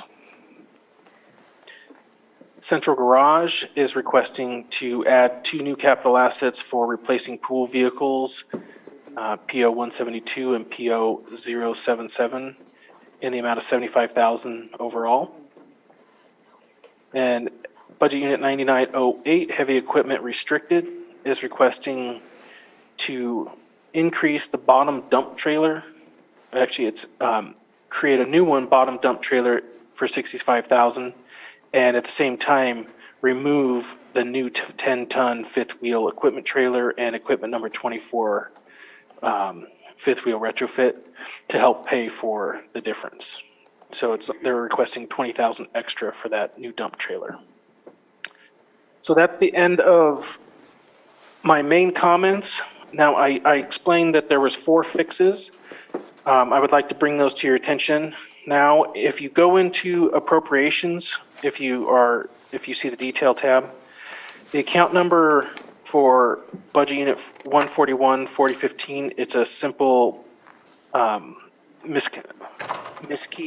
It should be changed to 2380 versus I believe it says 2381. Where were you again? So it's on the detail tab, which to you is part of that, the actual resolution. If you go down to appropriations,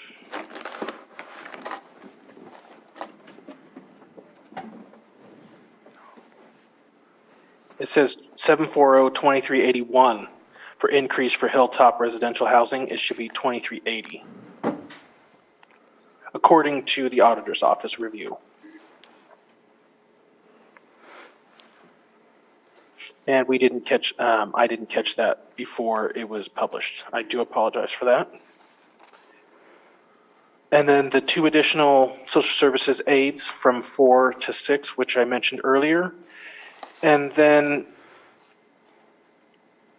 I had some conversations yesterday with a supervisor or 2 about possible adjustments they were thinking for the mid-year. I would like to also make the change where lowering the reserves for Fund 188, Budget Unit 2604, lowering the reserves by $100,000, which is actually nuisance abatement. They still have around $70,000 for nuisance abatements, but you have to have the appropriations to be able to move forward with other projects. So at the same time of lowering the reserves in 188-2604 by $100,000, also increasing account 2830 by $100,000. And then they can budget transfer it to the appropriate account as needed. The 2 accounts used are 2830 and 5506 for either nuisance abatements or, 2830 is more for the odds and ends that don't fit directly into the nuisance abatement. And then the final adjustment, Public Services brought to my attention that they requested something within their narrative, but it didn't make it onto their actual form that I go by for doing mid-year. They would like to request additional revenue in account 5490 of $400,000. It's not a small change. And then an additional capital asset in 6312 of $400,000. Now, I'm going to pull up what their reasoning was since it's outside of the normal process. I'll read exactly what they have for that.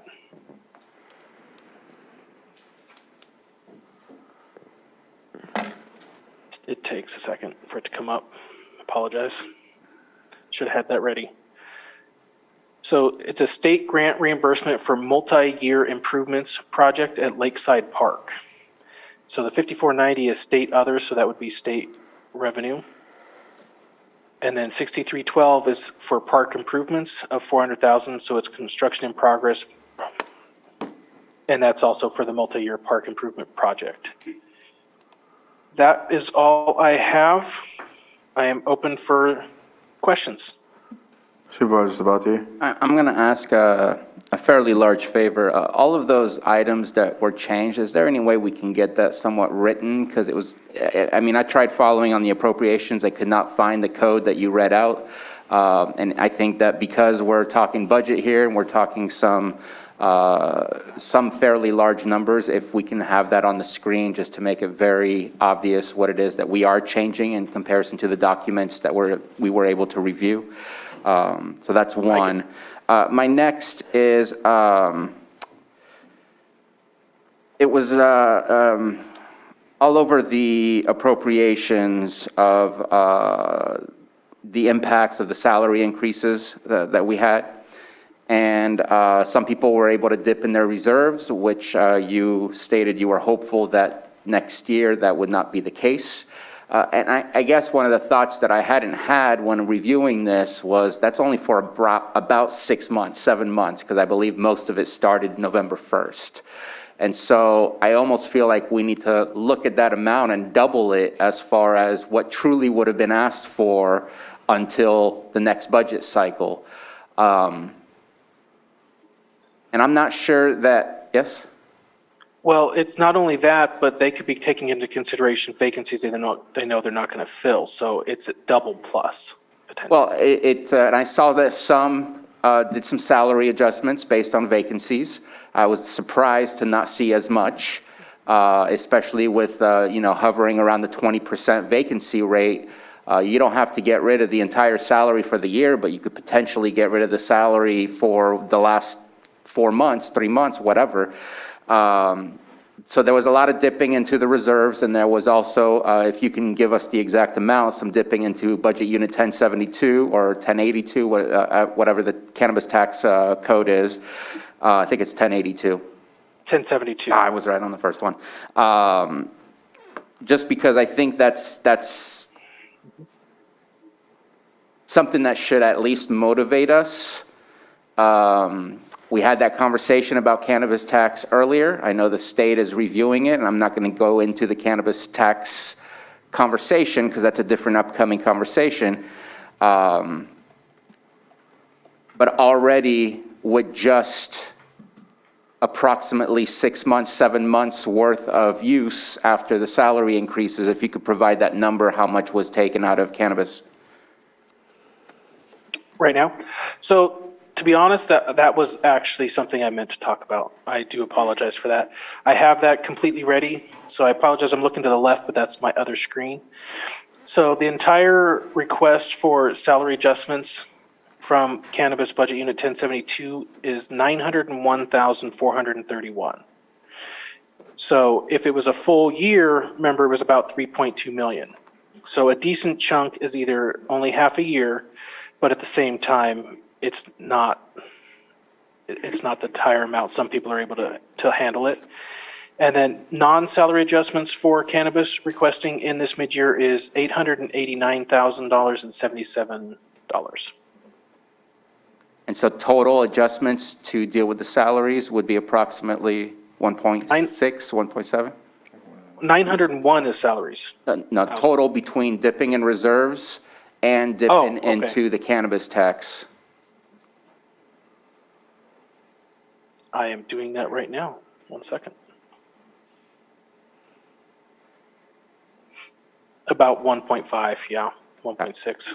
And so that to me is just an important part of the conversation. And I get it that adjustments will be made in the next iteration of the budget. But I'm just going to be very sincere. I hope that we don't see adjustments at the top portion of our budget sheets for departments and a decrease of adjustments in the bottom half where those are the services that we are providing. So that number worries me for a first year already with just 7 months of anticipated cost. And I also am wondering, is this on a reimbursement rate so that when they use it, or because that's how we've been doing cannabis, is that cannabis tax automatically being transferred from cannabis tax to those departments where then it disappears if it's not used? Or is it requested upon where we ran out of salary entirely, we need to request for cannabis? This one is much harder to break down on the reimbursement. So it was planned that we would transfer the amount ahead of time. This was the only case that was going to be done that way, and it's much harder when you were looking at salary of the different pieces and then requesting for the money. It can be done that way. It's just a whole lot more work than transferring the money in ahead of time. So for like child support, who is part of those requests, I don't know that they would be able to front the money in the first place without getting the funds. And I guess maybe reimbursement was not the case, but even if they don't use it, let's say we give one of our departments $50,000 for salary increases from cannabis tax, even if they don't touch it, it automatically just stays within that department for the following year?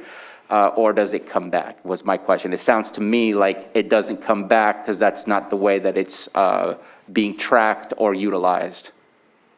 Correct. It would be within their fund balance available for the next year, which should be taken into consideration when budgeting. Okay. And I don't know if there's a way to track that so that maybe next budget in July or June when we have that discussion to kind of see, was it absolutely necessary or was it just a safety net? Just because I'm very curious how this is going to go, because my opinion is we're not going to ever be able to collect what we're collecting ever again. And so Understood. Being mindful and watching what that amount looks like, and especially also, in my opinion, being very mindful of the services being provided to the community are going to be two really important facets of the conversation happening in June for next budget year. I will attempt to track that. I have a feeling that's going to be extremely hard, but I will give it everything I have to try. And at this moment, this is just me and my opinion. I don't think that you should be doing something that's completely arduous and overworked to get that kind of data unless the rest of the board feels that way. So please don't take direction from me. I think it's important to track.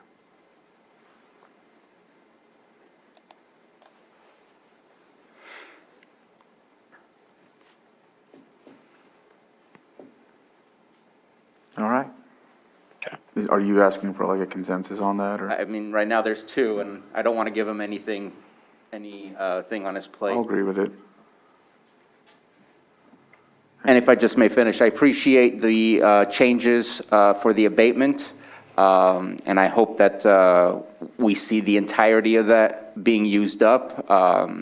There's a lot to abate out there, and if we have money left over at the end of the year, we need to fix whatever our process is to not being able to actually provide a sense of change in a community that is being impacted by blight or whatever the nuisance may be.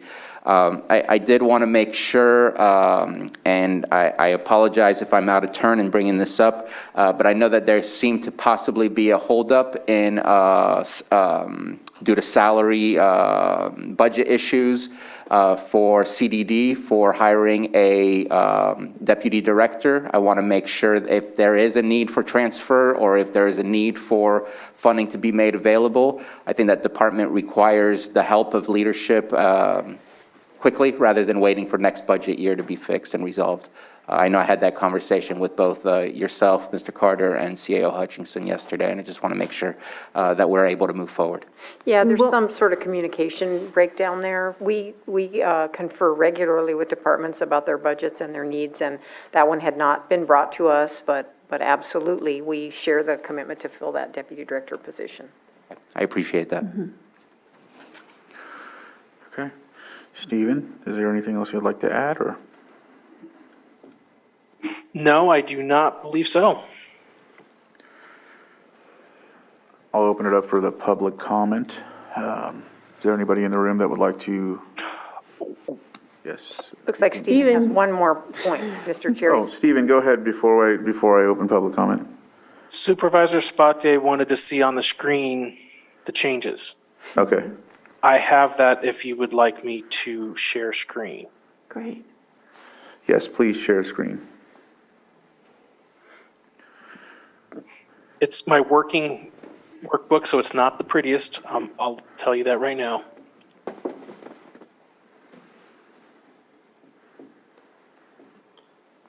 So are you seeing my screen properly? Now we Where are, is it? yes. So the yellow highlighted are the new fixes, we'll call it. So the first one is the 188-2604 nuisance abatement, removing 100,000 in reserves. Close your eyes while I scroll down. We're now in the revenue section.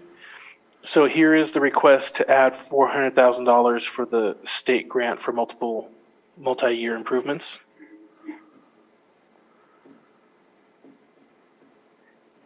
And then going down into appropriations. Here's adding the 100,000 to account 2830 for the abatements.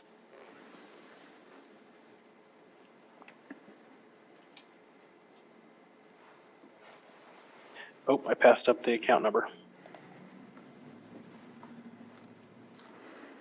This one right here was 4015, right here, 2381. See, it's even in the wrong format. So that should be 2380, not 2381.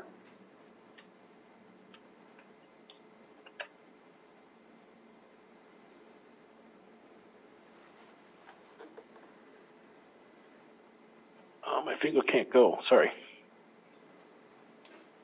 And then here's the 400,000 added a capital asset for Parks and Recreation, the multi-year. And then if you move to position allocation, there's the increase from 4 to 6 of social services aides. So they're new, that 256 FTEs. So they added 2. I believe that is all of them, yes? So, Mr. Chair, before you move on with the public comment, I just want to call to your attention that we have a number of department heads and Department of Finance staff here with you in the Zoom. If you had any more specific questions of them, we would certainly yield to the details. Okay. So I don't see any questions. Or if any of them want to add. Is there any director that would like to discuss anything or add to the topic of discussion before I open it for public comment? If you do, please raise your hand. Thank you. Okay. So I'll open it up for public comment. It looks like we have someone. Please state your name for the record and 3 minutes. Hi, I'm Michael Wegner, and I wanted to bring up the point and maybe further the point of Mr. Sabatier is the cannabis funds or the taxes that have been collected. Bruno made the point that this is probably the peak at which we have or will have, and so that has to be taken into account that next year there may be half as much if we just use that basic math. I would like to point out that those funds won't necessarily be less, half or less. It could even be more if we're able to streamline our processes, meaning the taxes could be lower, but if we have more people doing it, then the income would still come in. So, listening to the budget, I'm also wondering how much of the cannabis tax money is being allocated to streamlining that process so that as an investment for the county, we see more income coming in as opposed to it turning into less, if that makes any kind of sense. Go ahead, Supervisor. So next Pyska. week, we're going to have a report out from the Community Development Committee, which has been tasked with streamlining the process. I think the question of sustainability for the industry is a conversation that we need to have. What will the market sustain? How will our environment sustain? All of those questions, I think, need to be answered, and we can continue to have a dialogue. But next week is when we're going to be having that presentation. Fair enough, thank you. All right. Anyone else in the chambers? Okay. And it looks like we have two hands up in the Zoom room, so we'll start with Betsy Kahn. Please unmute, and you have 3 minutes.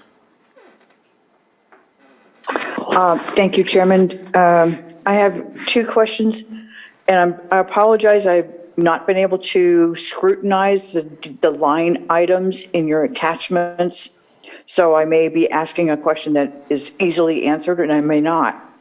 I'm concerned about funding for the Office of Emergency Services, our Emergency Operations Plan Annex for access and functional needs calls for the position of a coordinator, and I have never seen that requested in any of the position, staffing requests so far. I'm not sure if your board is aware of that. We also have an obligation to update the Natural Hazard Mitigation Plan for California Office of Emergency Services in compliance. Had anybody in that office for so long? We haven't yet had an allocation for, a request, a grant application or anything like that to do that. So I'm wondering if there's money available to get that done so that we can be in compliance with our emergency response requirements. Thank you. So, Mr. Chair, if I could respond Yes, to please. some of that. Our Sheriff OES Director is not present here today to speak to that more specifically, but we have not had specific requests at this time in the budget for the things the caller mentioned. I believe one of those things she mentioned was about the Sheriff's Center that will be forthcoming at the Armory. Yes. And the Space Committee has met recently with the Sheriff about his plans, and there is some movement anticipated soon to seek the services of an architect, which can help us come up with a design and scope for the project. You don't see money budgeted for that yet specifically because we don't have those costs outlined yet. And in terms of the staffing needs of OES, we would rely on the Sheriff OES Director to make those requests. Okay. Supervisor Sabatier, it looks like you have your pen. Do you want me to wait for the next person? Well, I can add to that, not sure on the salary portion of it for a coordinator, but for other needs or anything like that, there is, as we just discussed through the cannabis tax, that 30% went to law enforcement, and that there's still quite a large sum that can be utilized in some way, shape, or form. Just need a proposal if there's a need for a proposal. Excellent. Thank you. Next person that has their hand up is Aaron. If you could state your name for the record, you have 3 minutes. Hi there, Erin McCarrick, Clear Lake. Not diving into the cannabis tax issues, as Supervisor Sabatier said. This might just be a quick question for Carol or Stephen. What happens when there are grants like the $2 million coming from the state, the Department of Cannabis Control, that maybe come after this mid-budget meeting? How do you guys, does that go into a different allocation, or is that taken into account? Thank you for the report.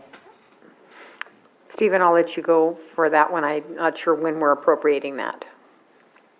So I would actually like to defer to Patrick, but I don't believe he's on. He is. Patrick is here. We are Patrick- receiving 2.1 million for the local jurisdiction assistance, though. Patrick, would you like to speak to it? Yes, I can provide a little bit more information on that. The state actually just provided us the executed contract for that on Friday. So we do have it in our hand now. Community development can enter into agreements with consulting firms and other outside consultants that can help streamline the processing of permits. That's what that grant allocation is specifically set aside for. So with the use of outside contractors, it could hopefully increase our processing times here and relieve a lot of the burden on our staff. So at this point, I'm not sure where community development stands on that. I believe they have already reached out and start laying the groundwork for those agreements. I don't know if anyone from CDD would be available to speak further. I don't want to speak on their behalf there. I do want to say something specific about what the caller's question was. It is not directly in this mid-year budget, no, because we didn't have a guarantee of it until this last Friday. Now, once there is a need and ability to spend it, then either a board item can come forward, or we just set up the accounts to transfer the funding over once used, because it's going to be deposited in the cannabis fund first, I believe.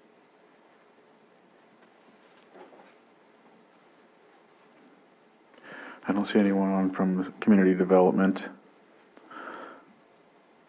Okay. So we'll, so I hope that, they did their best to answer, and so we'll move on from there. Supervisor Sabatier, you have your hand up again? Yeah, I just wanted to follow up real quick. I was looking around and didn't want to bother him since I was going to just call him and ask, but since he's here, wondering if Director Ewing might be able to speak about the jail generator. That's been a discussion that's been happening for quite a while. Last I checked, the jail generator was kind of limping along on its last leg, and I just want to make sure that if the unfortunate emergency does occur, that we're at least getting closer and closer to finalizing that jail generator project. Yeah, we are getting closer. Limping along is probably an appropriate term, but we are looking to buy a generator through a GSA contract. So that's a quote that we just received, I think yesterday, the day before. And then on the design side, we're at about 90% design. The only thing to wrap up has to do with the foundation of the new generator. So that's where we are. It's probably in the next month that we will be coming to your board to adopt the plans and specifications to go out to bid. Very happy to hear that. Thank you so much for that update. All right. I don't see anything else, and so we'll close public comment. If there's any other comments from directors, or it looks like actually we have one more person that raised their hand, but they went off, so I think we're all right. And so much for me saying our presentation would be brief. It's Maria Valadez, so I'll... Yes, let's bring Maria in. Okay, Maria, if you can unmute and go ahead and... Here she comes.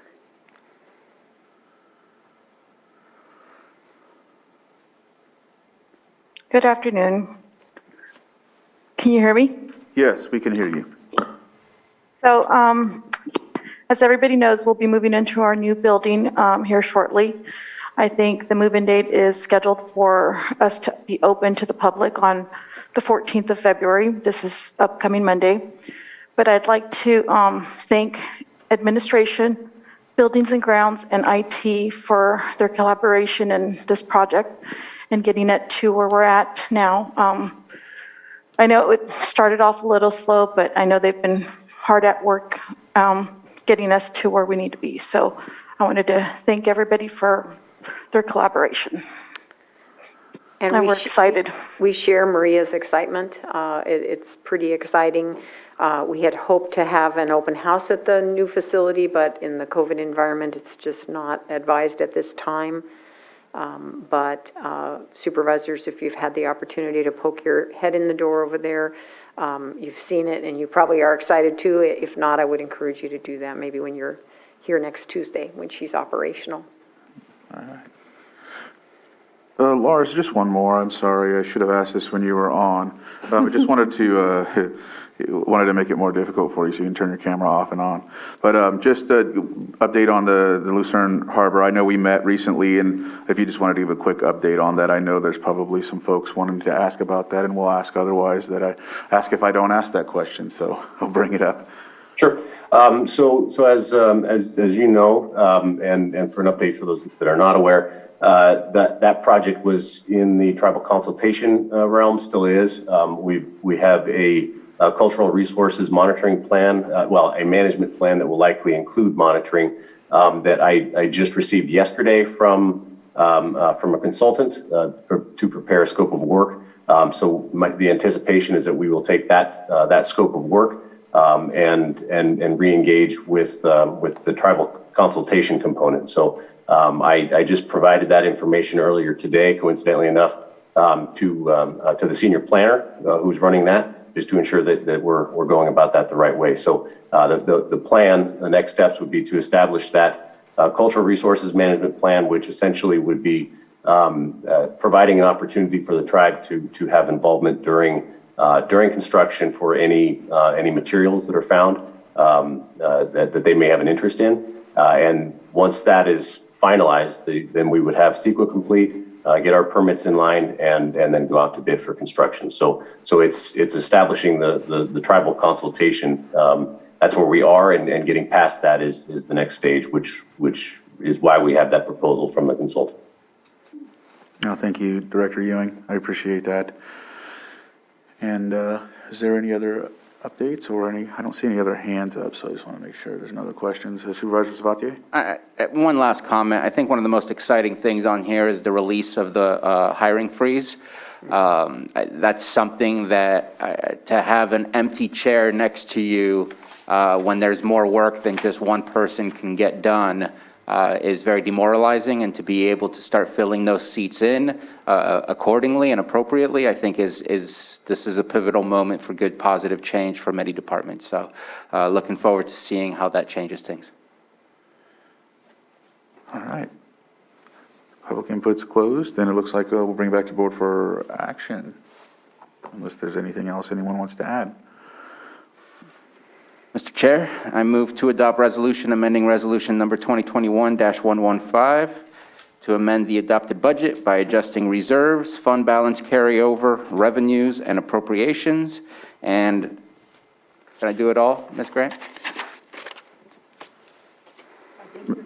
Okay, yeah. And adopt resolution amending resolution 2021-116 to amend the position allocation for fiscal year 2021-22 to conform to the mid-year budget adjustments. Stephen has his hand up. Go ahead, Stephen. With the amendments as highlighted in yellow on the wonderful, clean spreadsheet.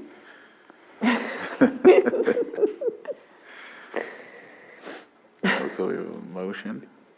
Or is he offering? That was a resolution. There's a resolution. All right, so you offer I guess I could have just said I offer the resolution. No, we wanted everyone to know, so. Johanna, can you please conduct the roll call? Yes. Supervisor Sabatier? Aye. Supervisor Scott? Aye. Supervisor Pyska? Yes. And Supervisor Crandall? Aye. Thank you very much, Board. All right. Thank you, Stephen. And thank you, directors, for your input, CEO Hutchinson and Ms. Grant for your input as well on that. I think we are at 1 o'clock. Do you want to push through? I know we have, we can push right through because we have calendars, and then we can go into closed session. So we'll. Can we take a 5-minute break? Yeah, we can take a 5-minute break. Go ahead. 1:03 right now. We'll come together at 1:08. All right, welcome back. We will now move on to 7.1, Supervisor's Weekly Calendar, Travel, and Reports. And we will start with Supervisor Sabatier. All right, starting tomorrow with LTA meeting in the morning. Then on Thursday, we'll be doing our second half of our diversity, equity, and inclusion training, continued on with a clean water program. I'm the alternate on that one with you, Chair Crandall. And I don't see anything on Friday. Actually, on Friday, I do intend to go to the, maybe it's supposed to be a surprise. I'm going to go to say goodbye to somebody on Friday. And then I will be coming back here, ready to go for our meeting on the 15th. I do have a pegboard meeting that evening. What is this? Oh, the Latinos United of Lake County will be meeting as well. And so I'll see if I could take part in that. Looks like I'll be available, meeting with our CAO, just to, again, be prepared for next week's meeting, and how that goes. All right. Supervisor Pyska? Yes. Yesterday, I had our first meeting of our tree mortality task force, and we decided to have a town hall, a virtual town hall in March. I think it's March 11th. So we're going to be planning on that as a resource to really communicate to the public, how they can, what resources we're working on and what could be available for small landowners, large landowners, and, just talk about the whole problem that we have. So I'm looking forward to that, and we'll be spending the next couple weeks and month preparing for that. So tomorrow, I'm meeting in Boggs Forest and taking the check that I'm picking up today, which I'm super excited about. Then I have a CDD committee. The Prep California meeting is on my calendar for 11 p.m. Correct. I put that on your calendar with hope that we could brainstorm a little bit Yeah. about the grant application. Should I share with the board a little bit there? Yeah, but it's 11 p.m. Oh, okay. I had the place. 11 p.m. doesn't work. Yeah, I had the place marker for noon.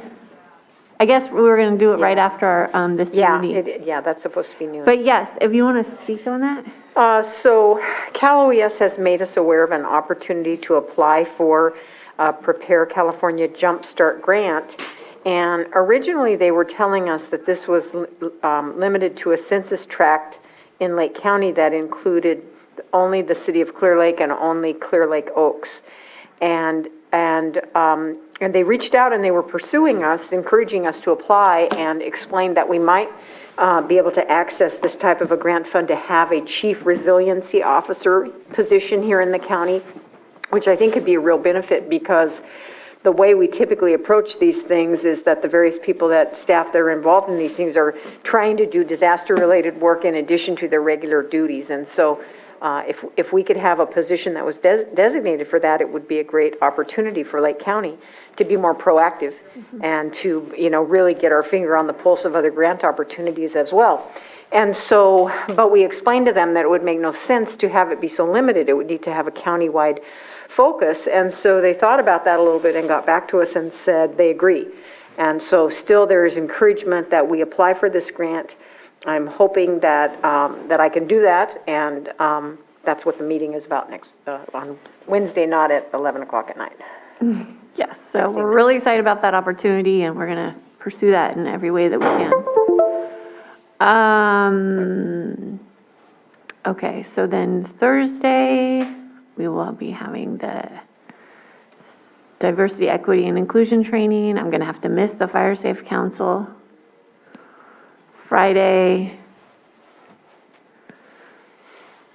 Public Health Committee at 8 a.m., weekly planning meeting with the home hardening team.